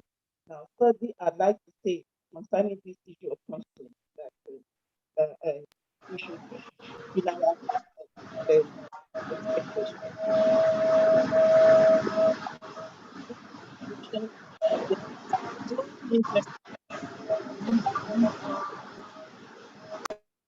things to do with the United Nations recommendations for sustainable development, things to do with the World Bank recommendations on how the economy should be integrated and things like that. These things must be understood that they are also necessary. So don't just close our minds to what is within related, because they have a way of affecting how our students, when they come out, can take advantage of opportunities around them and build on those opportunities to become productive citizens on their own. Now, I would like to address the second aspect of what I have to say. When it comes to the postgraduate courses and the need for us to look at how to build expertise of postgraduate students and so on, emphasis is on research. For those who want to do PhD, for those who want to do MSc, emphasis is on research. Now, this area of research, we often in the institutions have situations where students recycle topics that are already treated in one other institution or one other place. And this has been an indication for lecturers to be at the forefront of deciding what are the key issues that require research. And then let us now see how we can pursue, rather than the closed-ended approach, have an open-ended approach which can encourage collaboration. The key here is this. Practitioners need to give feedback to the institutions. You need to let us know what are those areas where you are still experiencing issues and difficulties, so that research can be tied to improvement. Research can be tied to what is live, what is likely to make the profession to have the clout and the impact it's supposed to have on society in general, on the community around us, and also even on the global scale. A lot of funds are available for research now from TechFund and from other institutions. A lot of lecturers in the polytechnics and in the universities are able to take advantage of some of these things. Nevertheless, it is better if the research carried out is of such germane importance to the institution, to the practice of estate survey, so that it can move the practice forward in a way that is permanently beneficial. So I would like us to carry on board the fact that estate surveying education will be best enhanced through practitioners giving feedback to the institutions on those key areas where research is critical. That is not to say that those who are in institutions are not seeking to understand better how things are as well. That's part of research they're doing anyway. But what I'm trying to say is that rather than continue to have this gap and saying that, oh, people in the institutions, they hammer on theory too much, I don't see the relevance of what they're doing. Why don't you indicate, you can write to HOD, this particular institution, we have come across this particular problem in the practice of this aspect of the profession, and we'd like to recommend it to you as a research issue.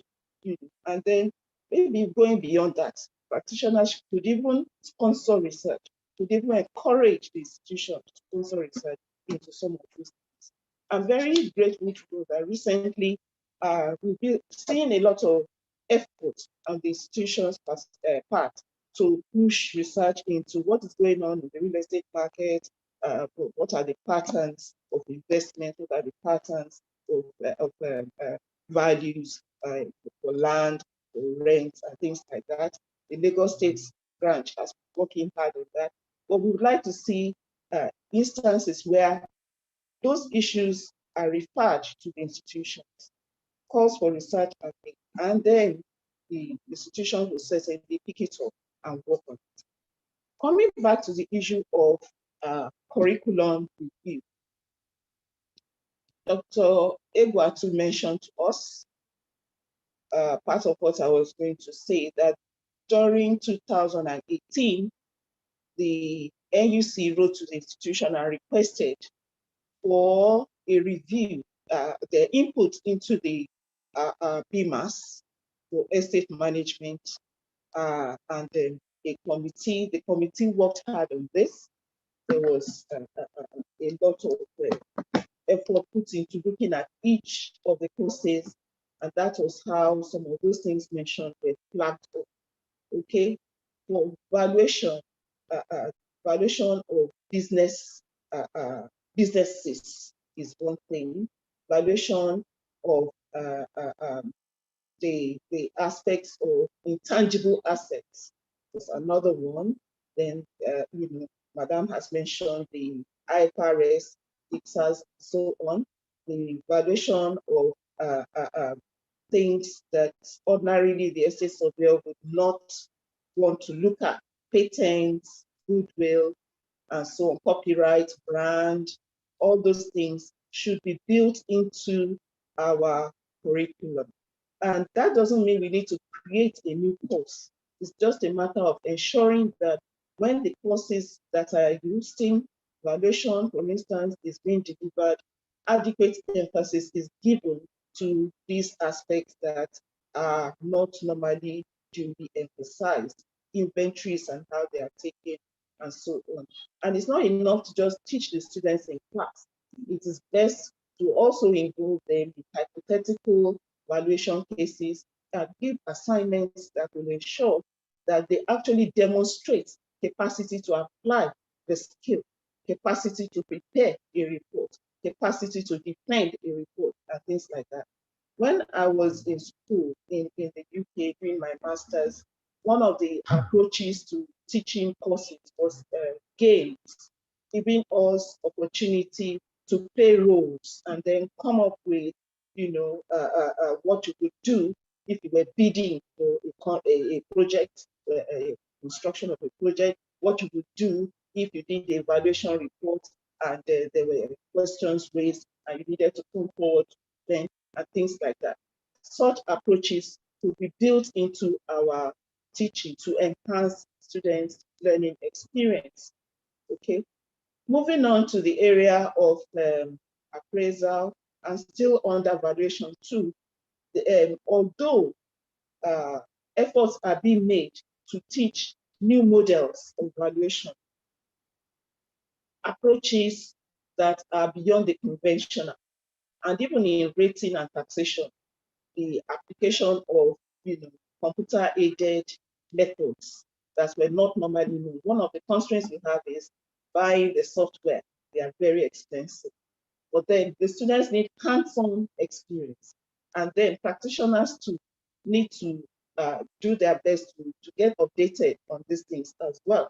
So when it comes to those aspects, they are already flagged up, they're already recommended, they will be incorporated, but then we need to encourage them to be taken up and applied and used, and the results of it are appreciated.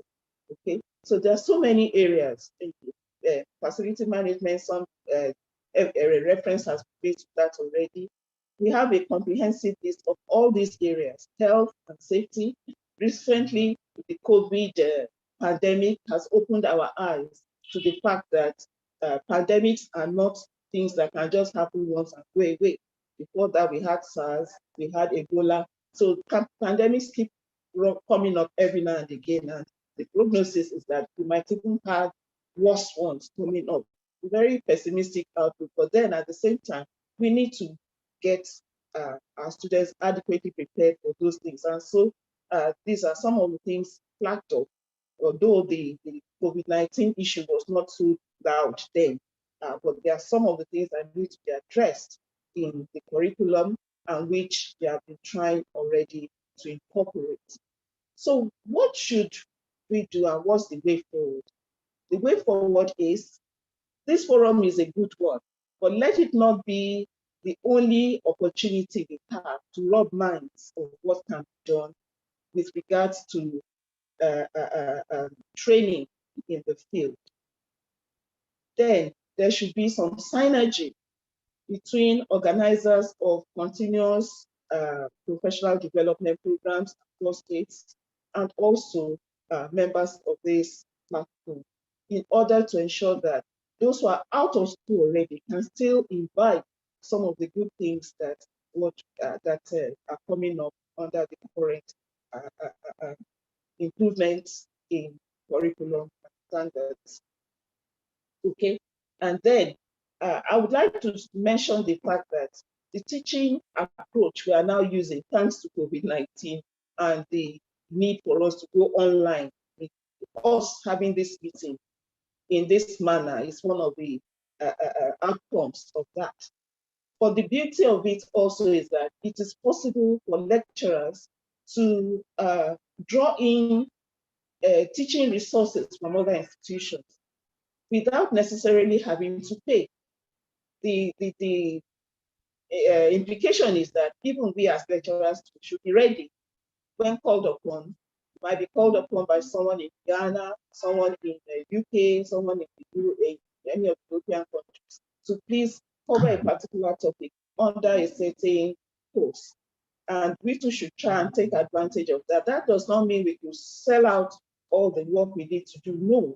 But it can be a way to also enhance and enrich students' learning experience in a way that will encourage them to remain with the profession and help them to see the benefits out there as time goes on. So coming to the issue of skills, skills are many. Technical skills come with academic knowledge and part of what research do. But then still under skills, we have problem solving skills, we have social skills, we have ICT skills, we have entrepreneurial skills. Rather than teach that as a separate course, already they are being infused into different areas. But then one of the things NUC is now requiring is that entrepreneurship should be taught as a course. I would like a situation in which, like in some of the professions we see in the university, working with the partnering with the university, we see maybe the institution sponsor a competition,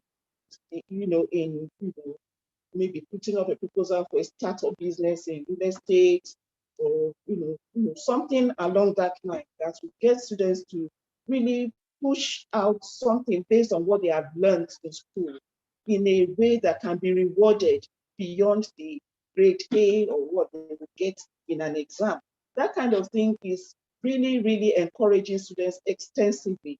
In University of Lagos, we have an entrepreneurship center that is boosting students' capacity to innovate, capacity to produce, new ways of doing things. And they are winning grants, they are winning a lot of recognition outside Nigeria. So I would like the institution to consider partnering with the institutions to sponsor similar things so that the students can understand that there are benefits, not just after graduation and all that, but seeing it happen now is one of the things that will boost their readiness to really get into it, bite into it, and understand it very well. So at the risk of going on and knowing that much time has expired already, I would like to stop here. If there are comments, if there are questions, definitely will be taken. Thank you very much. Thank you, Mommy. I recall you were the chairperson for the committee set up by SVABON, where we were locked up for 5 days to look at this review of curriculum in Lagos. And you also reminded me of the first Niesv Education Summit. Most of these germane issues too were raised in 2011. So this is an ongoing thing to keep reviewing. I will want Dr. Juliet to get ready after the public secretary will have introduced some key personalities that are with us to review what is in the chat board, the majority of the key contributions, key issues. Then we now open the interaction open for everybody, and then we take reactions from the speakers last thereafter. So I'll call on our publicity secretary of the Niesv Academic Forum, Malam Bature, to briefly provide some protocol, observe or clearly recognize some key individuals. I know we have close to 70 participants who are hooked up to this something. So please, publicity secretary, go ahead. Thank you, Mr. Chairman, sir, for giving me this opportunity once more. Are you hearing me? Yes, yes. All right. We want to especially thank those who, despite their tight schedule, join us in this thing, most especially our past president, Estate Surveyor Mbalua, Dr. Patnola Ajayi, and his lovely wife, Estate Surveyor Mbalua Olayinka Patnola Ajayi, MNI. We also have members of council, starting from ESV Monday Ahiwe, the AHNS, and we have Jambil Swede, who is a member of council. We have 2 board members, ESV Dr. Abdullah Abawa Sabe and ESV Obina Arungwa. Not to forget our erudite professors, Professor Godfrey Udo, Professor Iyere Renemi Kakulu. Forgive me, please. Professor Ifeanyi Emo. We have Dr. Juliet also in our midst. We have Dr. Samson Agbato. We have Dr. Nuruddin Akinsola Bello. All of them are on board. Thank you very much, Mr. Chairman, sir. Thank you. This is among so many others that we may not be able to recognize. Yes. So, Dr. Juliet Okwachi, can you just briefly go through the chat box and read out the key contributions and key observations? Okay, thank you, Mr. Chairman. I want to observe the already existing protocols.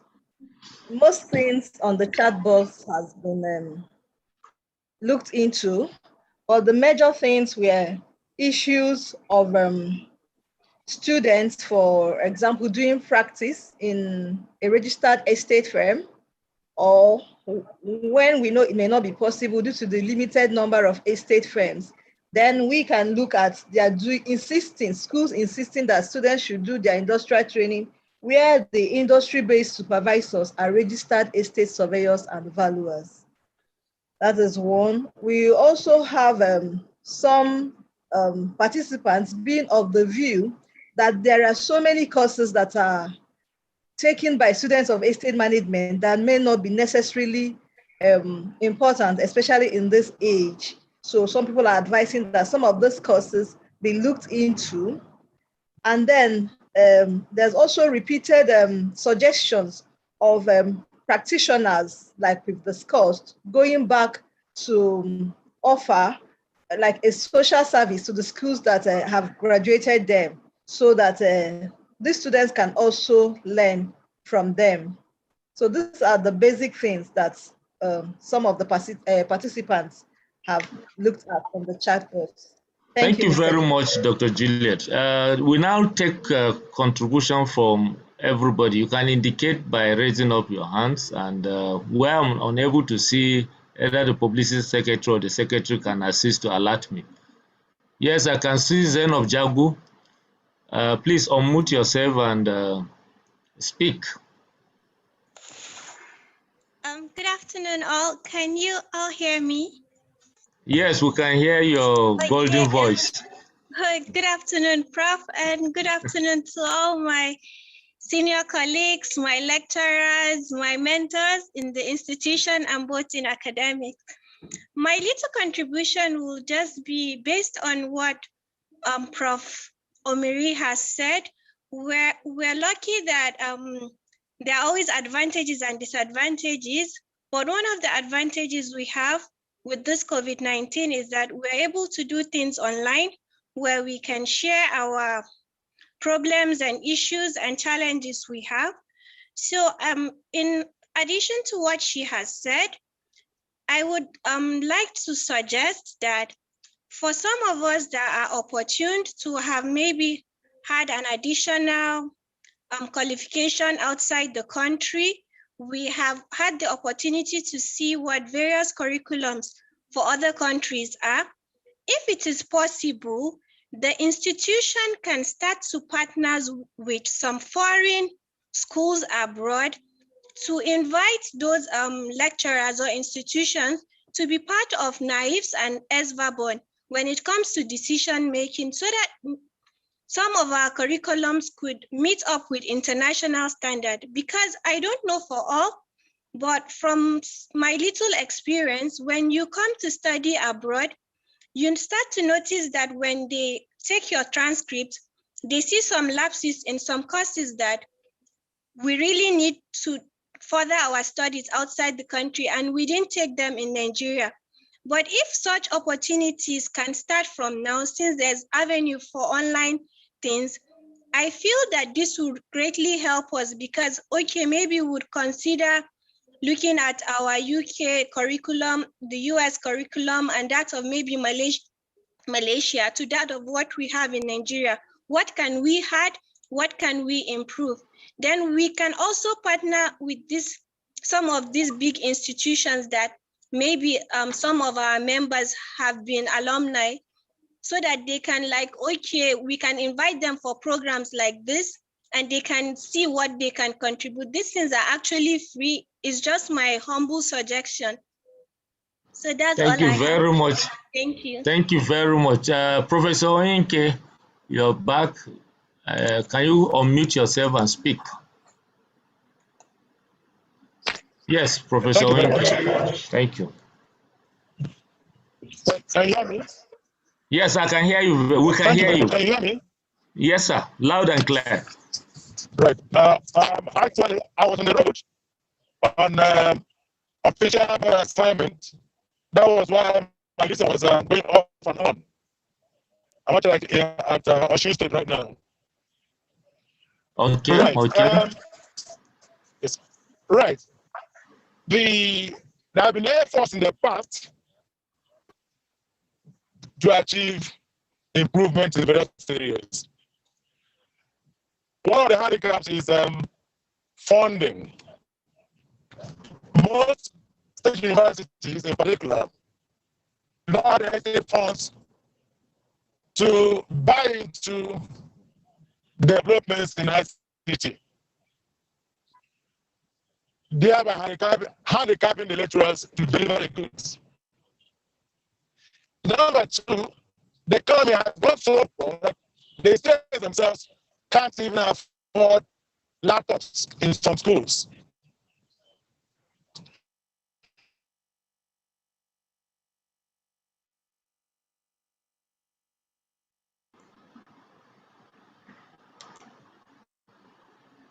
You're breaking. We So can hear you.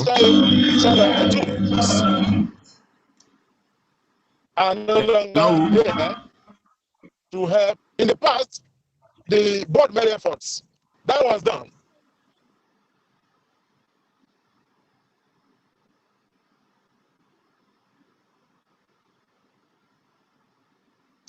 Hello, we can hear you. I think he has a network challenge.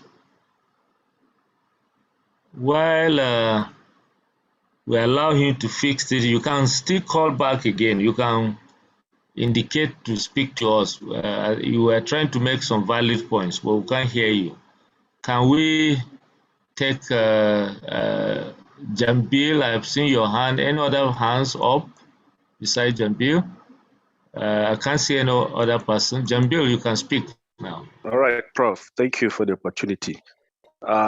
Permit me to stand on the existing protocols. They are duly and respectably observed. The presentation of today from both the presenters was awesome. It was very encouraging that we're actually making a headway. A friend, colleague, Zainab Jagun, have make a suggestion that that in Nigeria we should try to include or maybe to incorporate the foreign system. I don't think it will be too necessary. However, because most of these foreign universities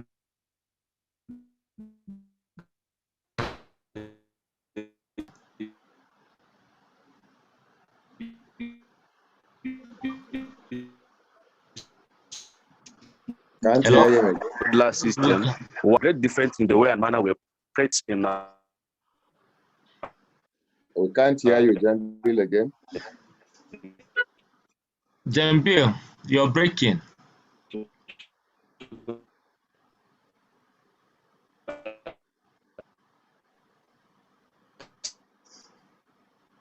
Hello?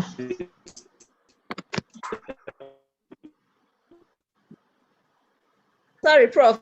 If I may suggest, for those that are where the bandwidth is low, they may just remove their video. Also, so that if you look at the NBT curriculum, sir, you can find it was last reviewed in 2002. Hello, can you hear me? Can you hear me now? We can hear you now. Yeah, we can hear you now. You're off completely.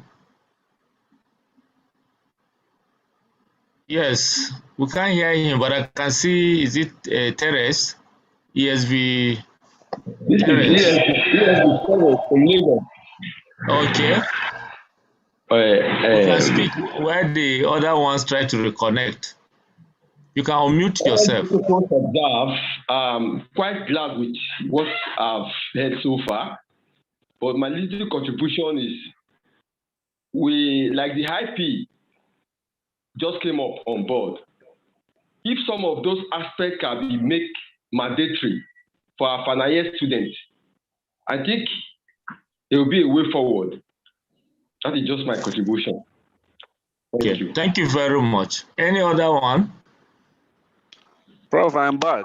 Yeah, okay, so continue. You can remove your picture or camera so that we can hear you better. I did, sir. Okay, go ahead. Go ahead. I did. Go ahead. Go ahead. Jambil. Good. So what I'm trying to say also is that if you look at the youth in 2000. Hello. Yes, you're back. Yes, can you hear me now, sir? Yes. Good. So what I'm trying to point out, sir, is that I said if you look at the NBT curriculum of estate management, it was last reviewed in 2002, which is almost 20 years back. And of course, there is a great need in reviewing that curriculum. If you look at the content, most of what is contained there, they are outdated. They are not even obtainable now. One. Secondly, sir, I may want to advise or suggest that part of the recommendation that will be sent to council, second education summit is very, very essential at this very material time, because it is only through education summit that we can have enough time to discuss about all these issues and to come up with a very beautiful solution to it. And doing that, there's a need to engage all the stakeholders, such as NUC, NBTE, TETFON, and all the tertiary institutions that are offering real estate, and all other vital stakeholders to the education summit, so that at least doing that will help the estate surveyors and valuers and all the tertiary institutions to come up with the global best practice real estate perspective. Thank you, sir. Thank you very much. Thank you very much. Any other contributor, or we'll go to the chat board? Dr. Juliet, any new comment? I can see about 16 comments afterwards. But before then, I can see ESV Kevin, Efili. ESV Kevin, can you unmute yourself to speak? Yeah, good day, moderator. Standing on existing protocol. I had one of the presenters made mention about we doing something on engineering valuation. I just want to make a small comment on that I notice is part of what is scaring some new younger valuers coming to do especially plant and equipment valuation. When they hear engineering, some of them get scared. We don't even need to emphasize engineering in ours, because we're dealing more of market. We interpret the market. So we should sound it to our younger valuers that what we interpret in valuation to do with plant and equipment is interpreting the market reactions to any product. You don't need to be an artist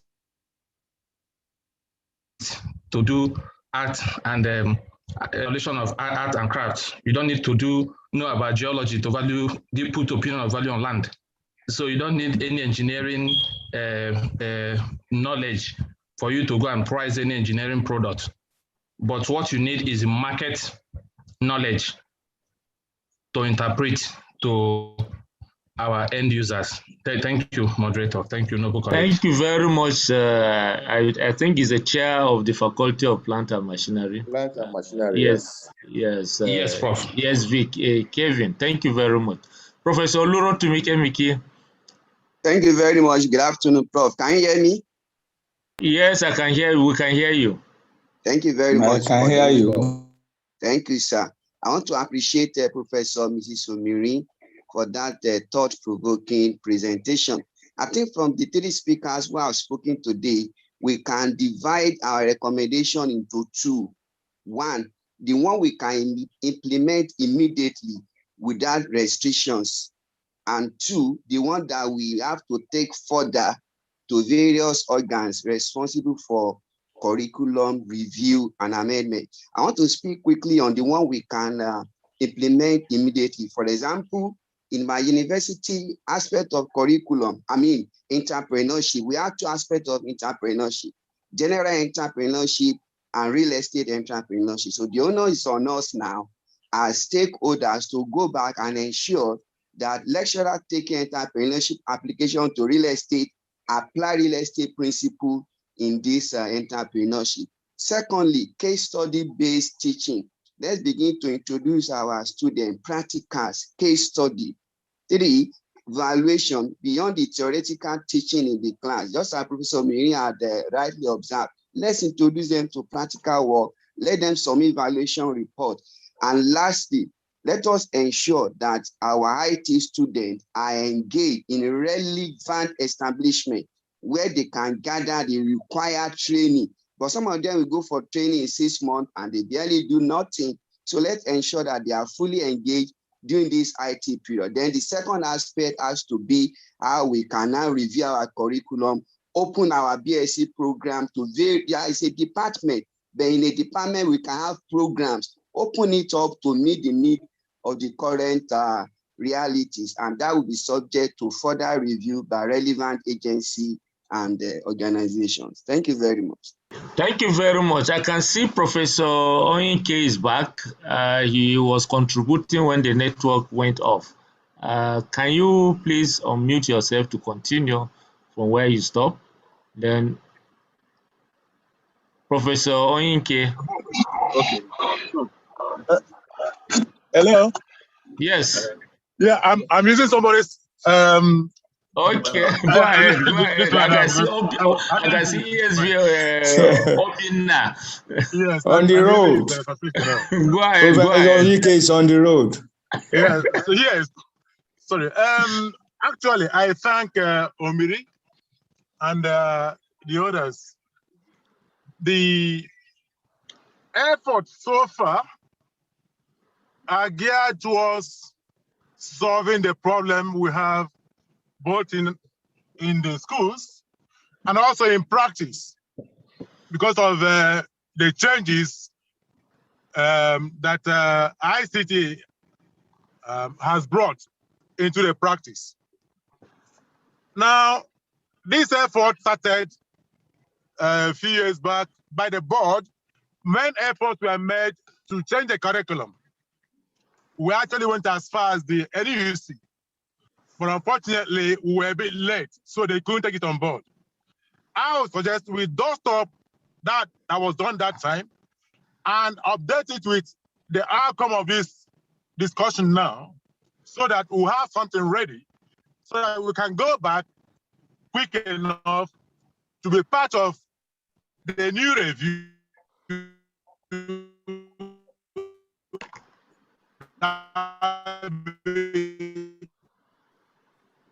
coming very soon. Same thing we done with the MBTE program. For MBTE, so there is need to look at what we have at the moment, update it with what we're going to have from this discussion, and approach the two major bodies, NEC and MBTE, in time so that the next review by these two bodies will incorporate the submissions from the board, which of course is the authority that can really get this thing done, because that's within the job description of the board. What the institution will do is package this, approach the board, and the board in liaising with the board, this will now be channeled appropriately. Secondly, I was talking about funding. Some of the institutions, particularly those owned by the state, by some of the states, have problem with funding. So updating whatever they have and equipping the institutions with ICT necessary for delivery is another problem. So what? Yeah. So question of funding is a problem some of the states have now, that in some state institutions, the necessary ICT equipment that should be with the department, they're not there. So we survey a situation where even the institution can set up a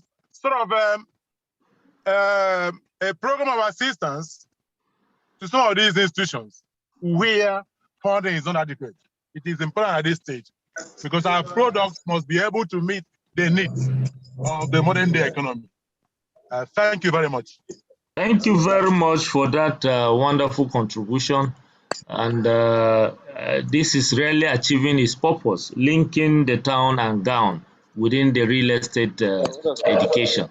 So any person wanting to contribute, so that we give the floor for summary to the speakers, arising from the various contribution to draw their conclusions, remarks. Do we have any person wanting to speak, or do we have any contribution on the chat board, Dr. Juliet? Okay, thank you, Prof. Yes. One of the major contributions is the issue of O-level requirements. Okay, hold on. Professor Godfrey Udo want to speak. Please, you have the floor, Professor Godfrey Udo.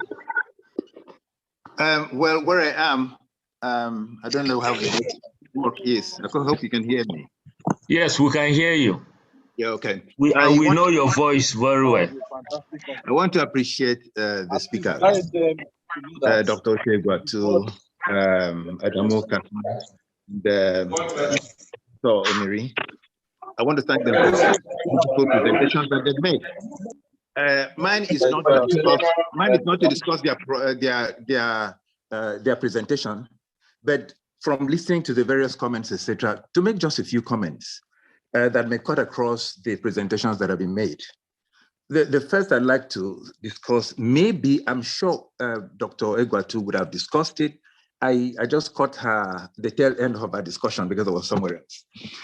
You know, this concept of entrepreneurship is something which every time I listen to, I don't think we lecturers know what is expected of us.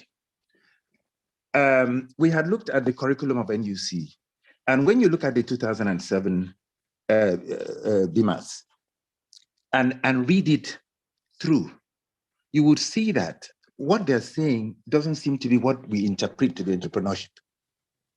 I think that the emphasis in the BMAS of NUC is for us to teach courses entrepreneurially, which means to take each course, whether it's valuation, whether it's taxation, and to treat it as if you were in practice doing it. And I don't think that that's what we do. I'll give you an idea of what I, for instance, do.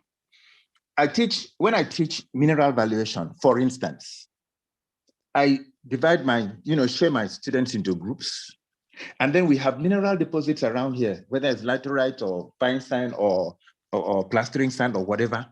We teach them the principle and then make them to adopt one of those sites, get into those communities and listen to what the community thinks about the minerals and how they actually sell the minerals. Look at royalties and how it's calculated. See the the state government involvement in the taxation aspect, etc.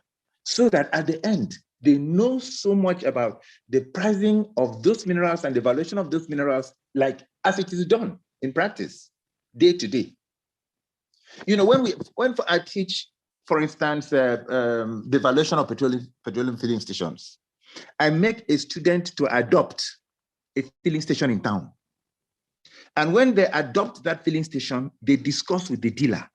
They find out exactly what the dealer does, up to discussing with whoever, whether they're independent marketers or they discuss with multinationals, up to the point that they have to discuss with those multinational representatives when they come to, so that they get to know the business. That is, they feel the business like the person who operates the station. That way, we teach them entrepreneurially so that they know the business and know it as much as the practitioners do it. So that if you ask them to value any of these things, they will tell you, discuss it with you as if they were in practice. Well, so that is what to say on entrepreneurship and teaching entrepreneurially. The other aspect is the whole concept. Yes, I've discussed case study. The other one is what Zainab said. Zainab, I think, was misunderstood by the next person who made the comment. Zainab didn't say we should bring the curriculum of foreign universities. What we do here in University of Uyo, in fact, a few days ago, this past week, we have collaboration with American universities. As students register for courses, well, they don't register for courses, they register on this program.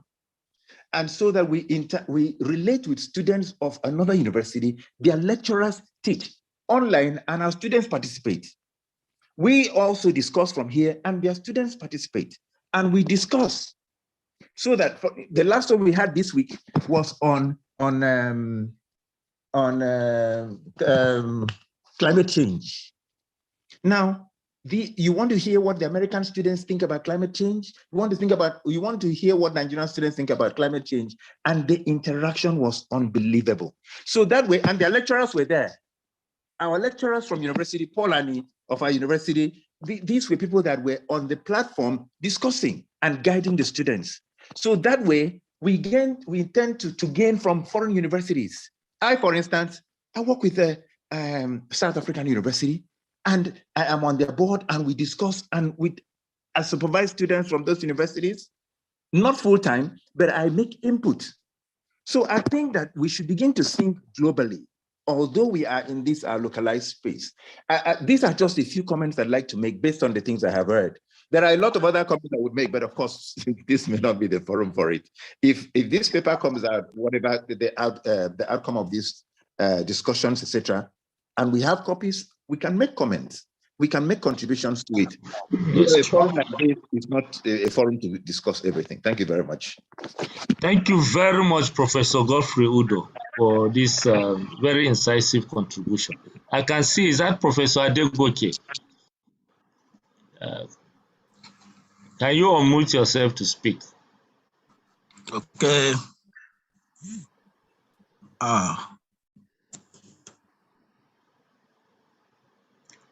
Go ahead.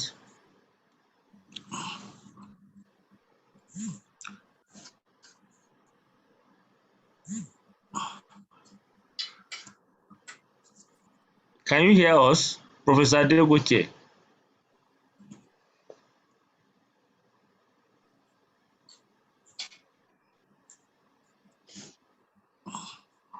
Can you speak?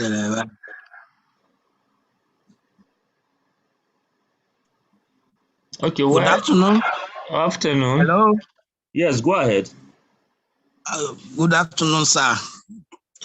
I want to stand on the existing protocol. I thanks the previous speakers and all the contributors. Just for emphasis sake, sir. The issue of unbundling the profession, real estate management profession. The time is now. It's been difficult to accommodate most of all these new areas some of our speakers are suggesting, because we tend to be jack of all trades. And the way the whole world is going now, they've gone beyond that. Recently, the architectural people, they are now becoming faculty. And mass communication too, they are now faculty. And if you go to other professions like dentistry, medicine, and so on and so forth, they are specializing. The fear of practitioners is that maybe if we specialize, you won't be able to see sufficient clients that will be patronizing them.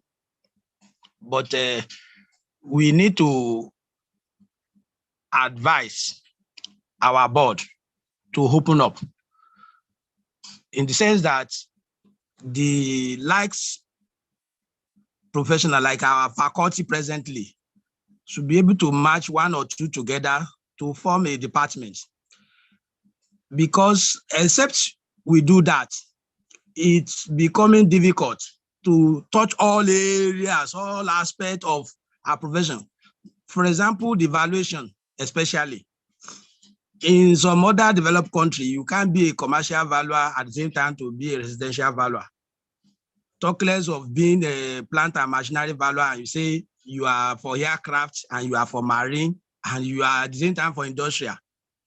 But here we are jack of all trades, and it's becoming difficult to claim all our areas together.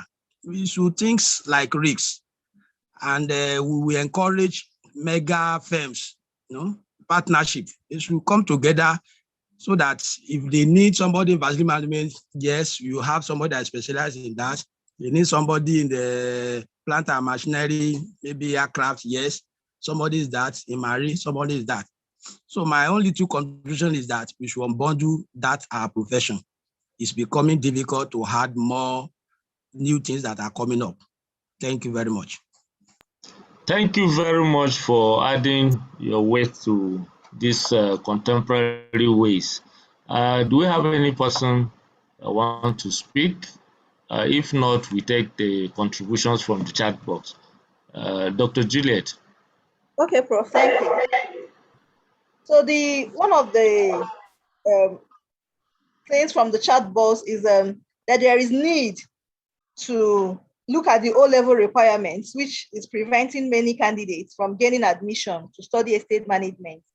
That one will try to accommodate economics and maybe some candidates that have a background in accounting and business administration, that basic science may not be relevant for our course. Again, participants also spoke of more of advocacy for estate management, that the institution should do something about advocacy. And then the issue of collaboration too came up again so many times, that we should collaborate with those in practice and then foreign institutions to know their curriculum and how to use it for our own improvements. That is mainly what was in the chat box, sir. Thank you. Thank you very much. Any other reaction or contribution before we draw the curtain close by concluding remarks from the three speakers? We'll take their concluding remarks. Then the president is still with us. He will still bless us at the end, and then we'll close up by his own closing presidential remarks. So since we don't have further contributors, okay, I can see Akinlabi, ESV. Akinlabi, please, you can unmute yourself and speak. ESV, Akinlabi. Good afternoon, sir. Yes, sir. Good afternoon, sir. Yes. Yes, just about what the last speaker said about advocacy. I just want to bring it to the knowledge of the House that at the level of 9th Education Committee, there was an attempt to ensure to see that estate management as a subject is taught in the secondary school. So I think if we can also push this, it will expose and the students of secondary school to have knowledge of what estate management is about. Like they have accounting as a principle of accounting as a subject, so that from secondary school they are aware of the profession of estate management. So this will encourage them, and it will improve the level of at which students apply for the course in higher institution. Thank you, sir. Yes, thank you for that contribution. And I think branches can do well in this respect. From the branch manual, they need to do some advocacy to secondary school as part of branch activities. Information, sir. Thank you, sir. Yes, inform us, please. Actually, it's about what you've said on the advocacy. Go ahead. The branches now, under the new, there is a subcommittee for the review of branch manual. Part of what we have actually included is that career talk to secondary school. So we mandated each and every branch to organize career talk at least twice in a year. to senior secondary school so that for them the student to be aware of the estate management as a profession. Thank you. Thank you very much. So now we'll move straight to concluding remarks by the speakers. Maybe we will start in reverse order. We'll start from Professor Omerin, your own concluding remarks as a thoughts from the reactions generally. Professor Omerin. Thank you yes, very ma'am. much. I really want to appreciate everybody for the very interesting comments, for the far-reaching ideas that have been generated so far. And I want to once again thank the president and all those who gave permission as well who organized this. My concluding comment centers around the issue of the need for us to ensure that the results of this discussion become action points, become things that actually carry forward that they reflect in reality. But it's not and just say communicate and that's it. I think only is a lot. This is going to mean the most practical step. Second, comment was concerning that requirement.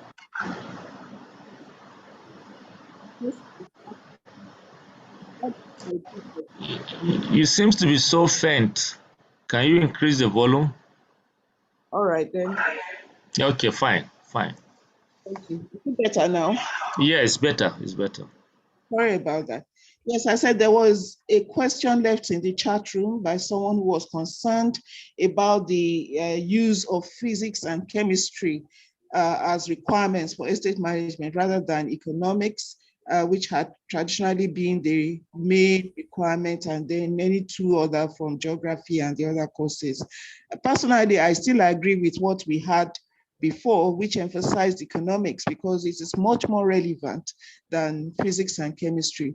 But I once listened to someone who had who supported the idea of using chemistry, and the reason given was that those who were students of sciences, pure sciences, tended to understand things faster and better, tended to have an analytical mind. And when they enter into estate management, you have less failures in courses like mathematics, courses like valuation, that they tend to do better. Now, this is going to be subjected to empirical investigation. I don't know what your experience is in your own school, but I would like to say that coming along with that has been a reduction in the number of students coming into estate management. So it's like it has reduced, the possibility of drawing in more students. So I think this needs to be subjected to further investigation to decide properly and fully in the recommendation to NEC what should really be our entry requirement. Thank you very much, Prof. Thank you, everybody. I thoroughly enjoyed. Thank you, Mommy. Thank you very well. Then we take, I don't know who comes in reverse order. It's still Adamu Kasumu. Yes, Adamu Kasumu, your concluding remarks. Thank you, Prof. It's been a rewarding day. By way of conclusion, I think I want to really ask our head of departments that are here, those that are head of departments, at least to manage our identity crisis right from schools. Because as we are talking today, in some schools, you have this course referred to as estate management and valuation, while others are calling it estate management. In fact, so we need to unify that that outlook first. Then The good news about this profession is that if you sit on a board with other professionals and you're discussing matters, you will note that the knowledge base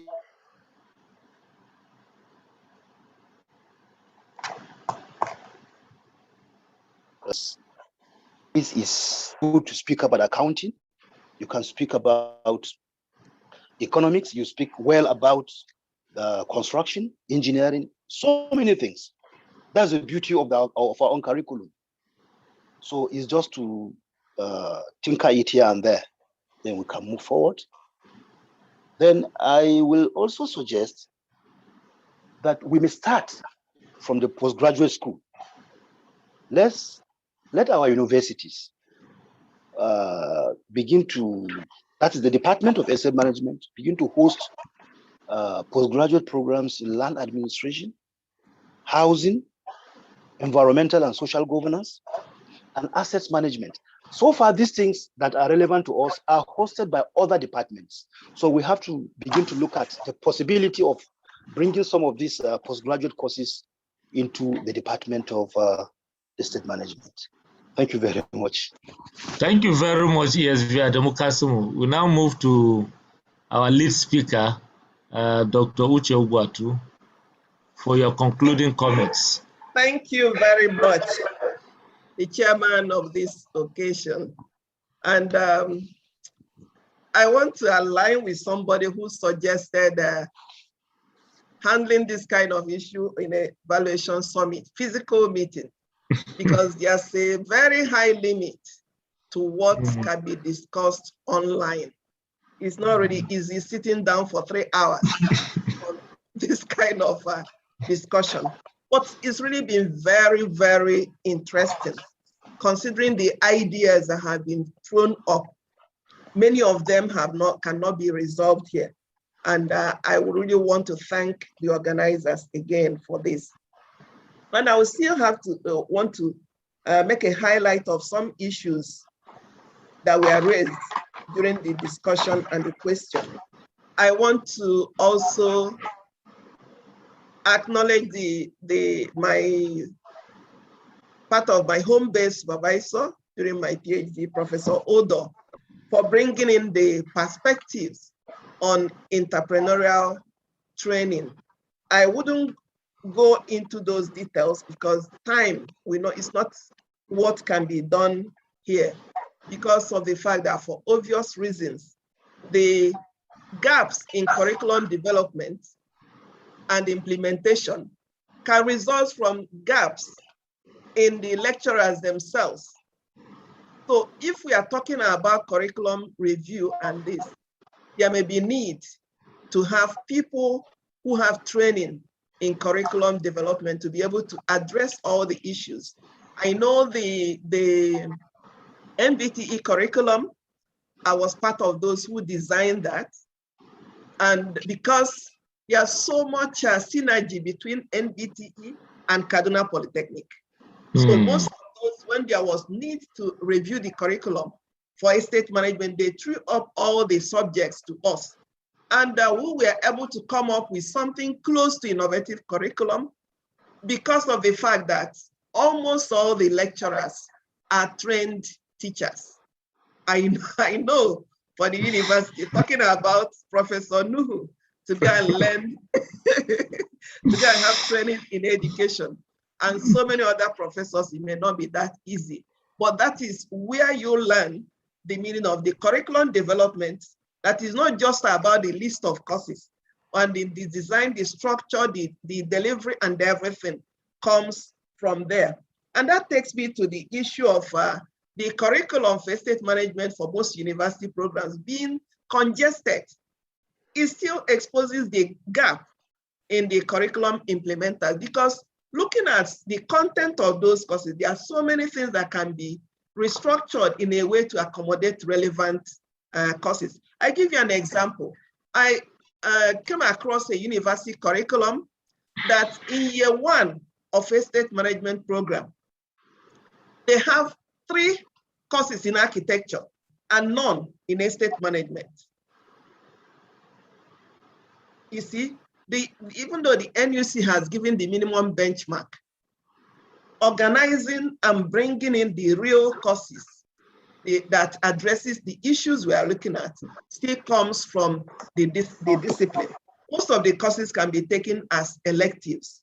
And again, the issue of my sister, Professor Miri, brought up the issue of SciWest as a constraint. SciWest is still part of the curriculum implementation. And I want to make a suggestion to the issue of students having problems getting into the right organizations for SciWest. I was a SciWest officer, and what I was doing then was taking it upon myself to get SciWest placements for my students.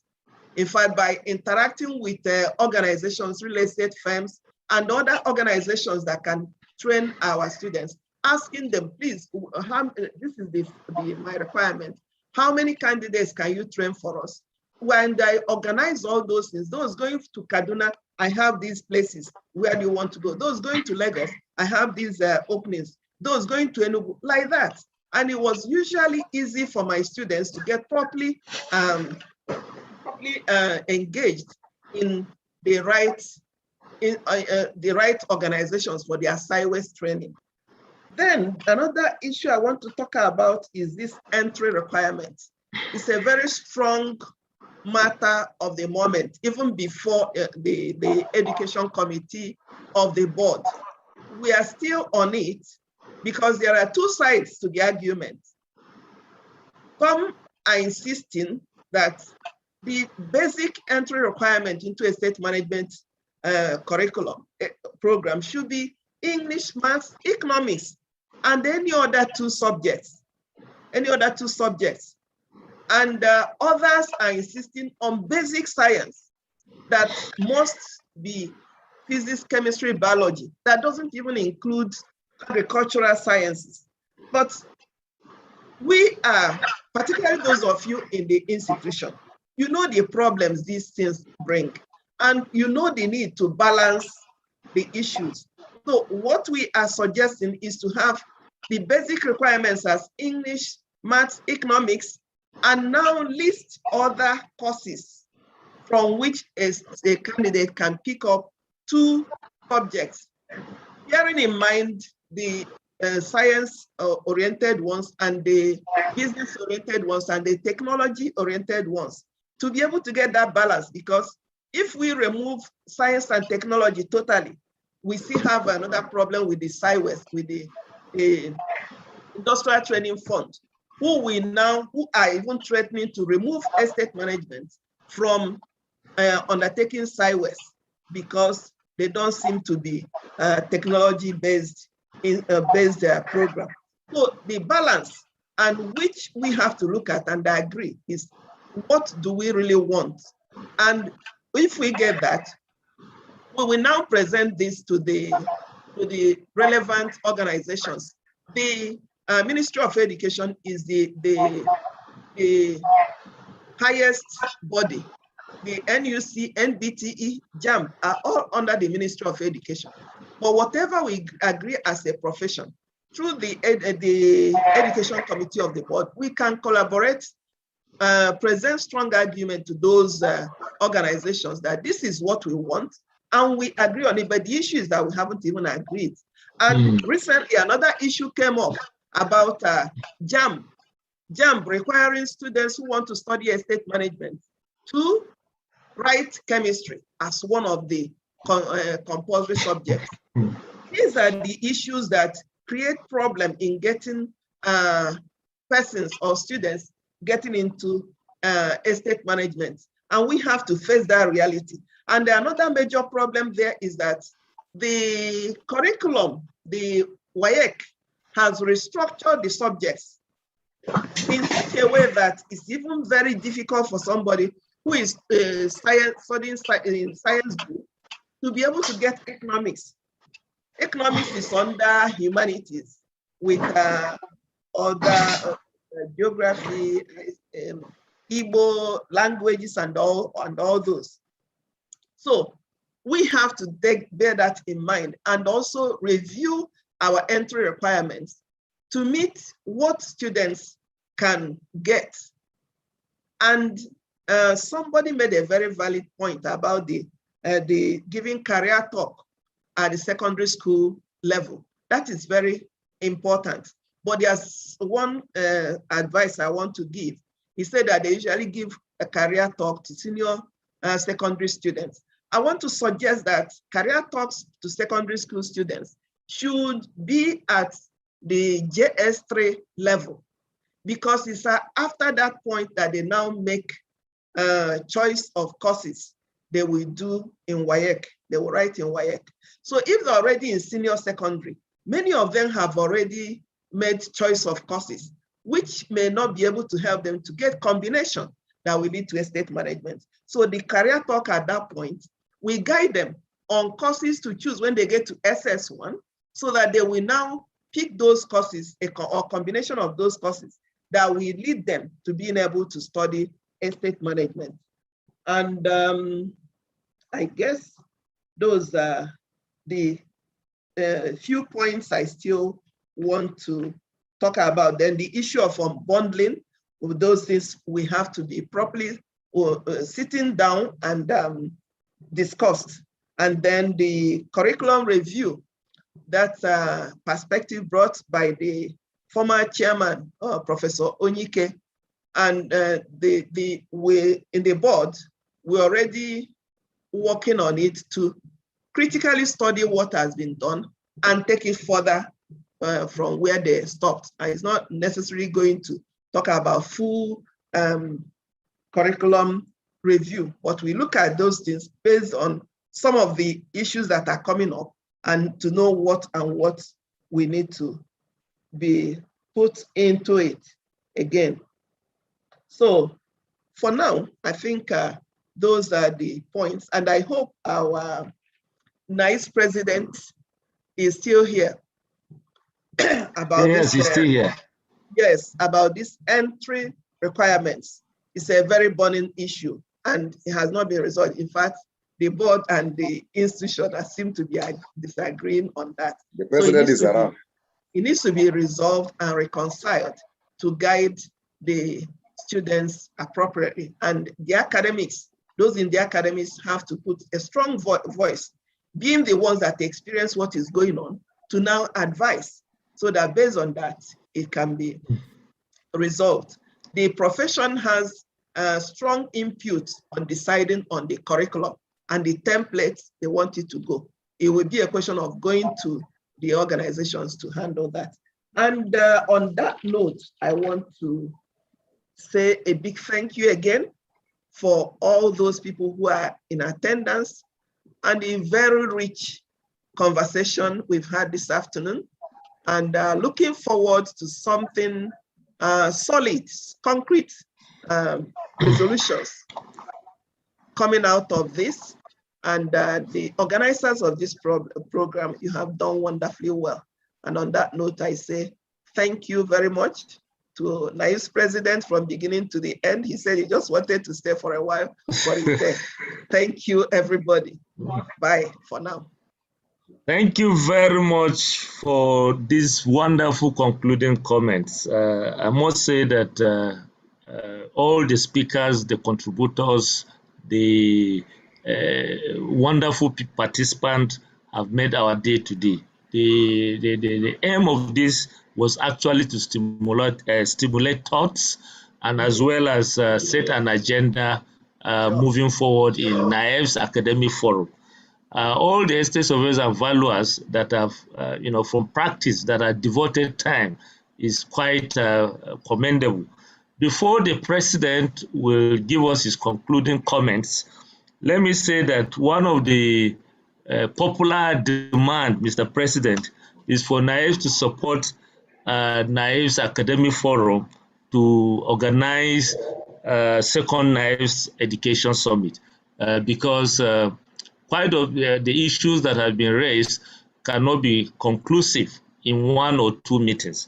We actually need to sit physically, and then but of course, we have set the agenda from this conversation, which is quite commendable. I don't know if Estate Surveyors and Valuer, Dr. Erin Efikalem is still with us. If she's, can you indicate, because I expect you to give a vote of thanks so that is she still with us, Erin? Is it after the vote of thanks that I will make my comment? I think if she's not, I can see. Yeah, just if the president speaks, I think that's the end of the program. Since he has decided to remain with us, he's a presidential, man, and that's the protocol. We are learning from the publicity people, So we need to do a vote of thanks. Yes. He will give us his concluding remarks, and then we close up and thank everyone. If she's not there, can we have? I'm around, Prof. I'm around. Can you deliver a vote of thanks to all the participants, to everyone, the speakers, the president, the council members, the board members, the faculty chairmen that have found it time to be with us? Yes. Faculty chairman. Yes. Go ahead. Should that be after the president's closing remarks or not? No. You can do it now, then when the president speaks. I think it should be after the president's remarks. Okay, let's take the president's remark then. Okay, thank you very much. Noble colleagues, I am so happy this afternoon. In fact, my intention was just to spend about 20-30 minutes and go for other assignments. But when I looked at the issues that were coming up and we are discussing, I felt that it is necessary for me to stay to the end so that I will be able to articulate and also ensure that we'll get it right. Now, I want to thank all the presenters, and I want to thank all those that participated in this webinar. Now, one thing I want to assure you is that we are ready to work with the academia to ensure that we get things done and done rightly.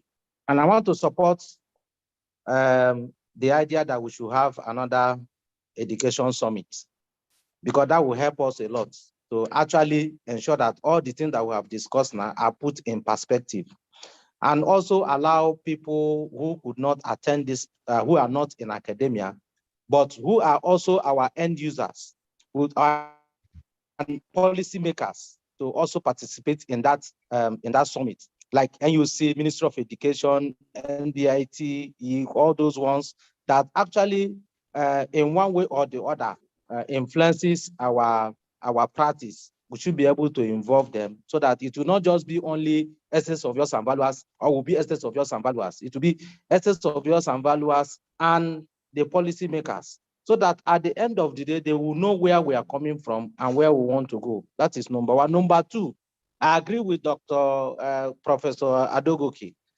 Even in the institution, we have already said, gone are the days of jack of all trades, master of all. No. It cannot work. So people are specializing, and that is why we have different business groups now. The essence is that you choose the one that you have competency on and specialize on it, so that everybody will know that that is your area of specialization and that is your area of competency. So we are also working on that, and I'm happy that this present council is also working very well with the present board. So we want to, at the end of the day, ensure that we have a faculty of estate management, and some of all these business groups now will form the department of that faculty, Department of Valuation, Department of Property Management, Department of Facility Management, Department of Right of Way and Compensation, all those things, so that people will actually know that we are specializing.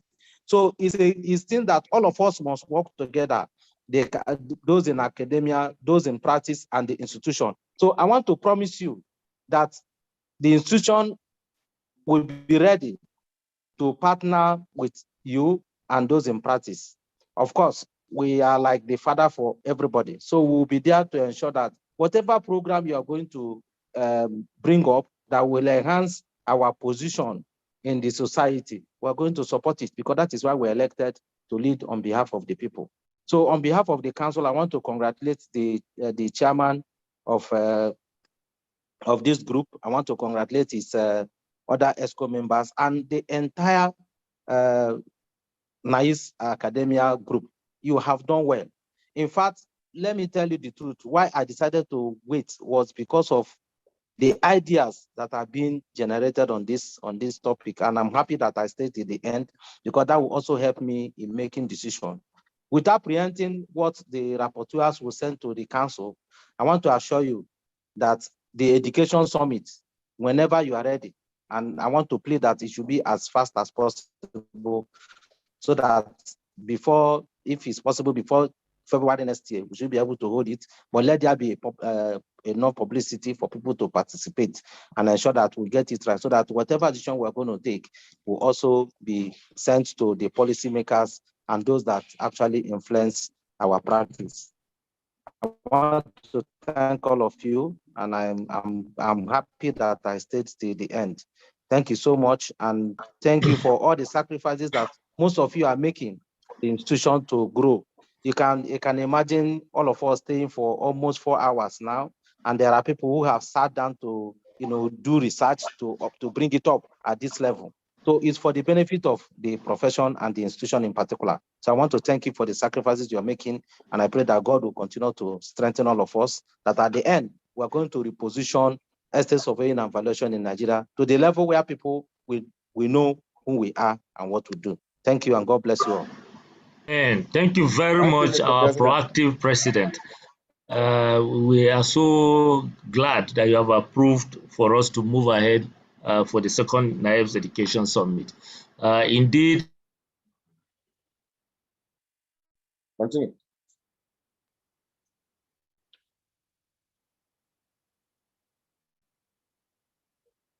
To the end. Most of our activities online, you don't see participants close to 60 to the end, and this is commendable. Thank you very much. So can I call on Estate Surveyor and Valuer Dr. Erin Efikalem to lead in the vote of thanks. Thank you, Prof. and Chairman of this forum. Thank you so much for this wonderful opportunity. Okay, please permit me to stand on existing protocols to thank in a very special way the president of our noble institution, Estate Surveyor and Valuer Chief and Sir Emmanuel Wike. We thank you for honoring us with your presence and for staying all through to the end of the summit. Thank you. May God bless you. We also thank the supervisor of this forum and the second vice president of our institution, Estate Surveyor and Valuer Victor Alonge. We thank you so much that despite your very tight schedule, you made out time to be with us and to give us your blessings too. We thank all national officers here present. We thank all professors. We thank all fellows of our institutions. In a very special way, we thank the speakers. Estate Surveyor and Valuer Dr. Uche Egwatu, and the other speakers, and Professor Modupe Omiri, and Estate Surveyor and Valuer Kasimo. Thank you so much for enriching our knowledge on estate management curriculum. And thank you for keeping this thing engaging. Yes, I didn't even know it had almost 3 hours or 4 hours of listening to what we were saying. Why? Because it was engaging, it was revealing, and it was good. Thank you so much. We thank in a very special way also all the heads of faculty that are present here. I saw the head of the Faculty of ADR and Arbitration, Estate Surveyor and Valuer Francis Opaleke. I also saw Estate Surveyor and Valuer Kevin Ofili, and maybe others. Thank you so much for making our time to be here. There are many members here who are not even members of the academia who made our time to be here. We truly appreciate your presence and thank you for making our time to grace this occasion. And in a very special way, we thank everyone. Just like the chairman has been saying repeatedly, We have over 70 participants here. It's not an easy feat.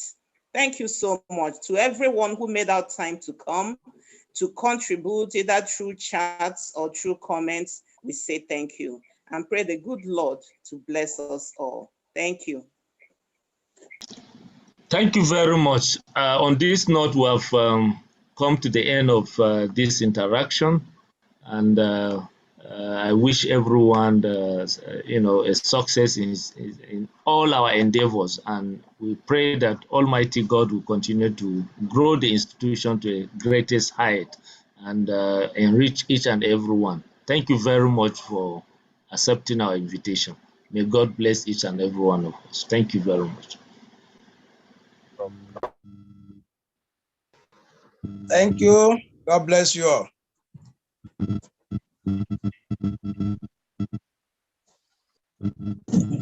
Thank you, Prof. We appreciate you. Thank you, everybody. Thank you.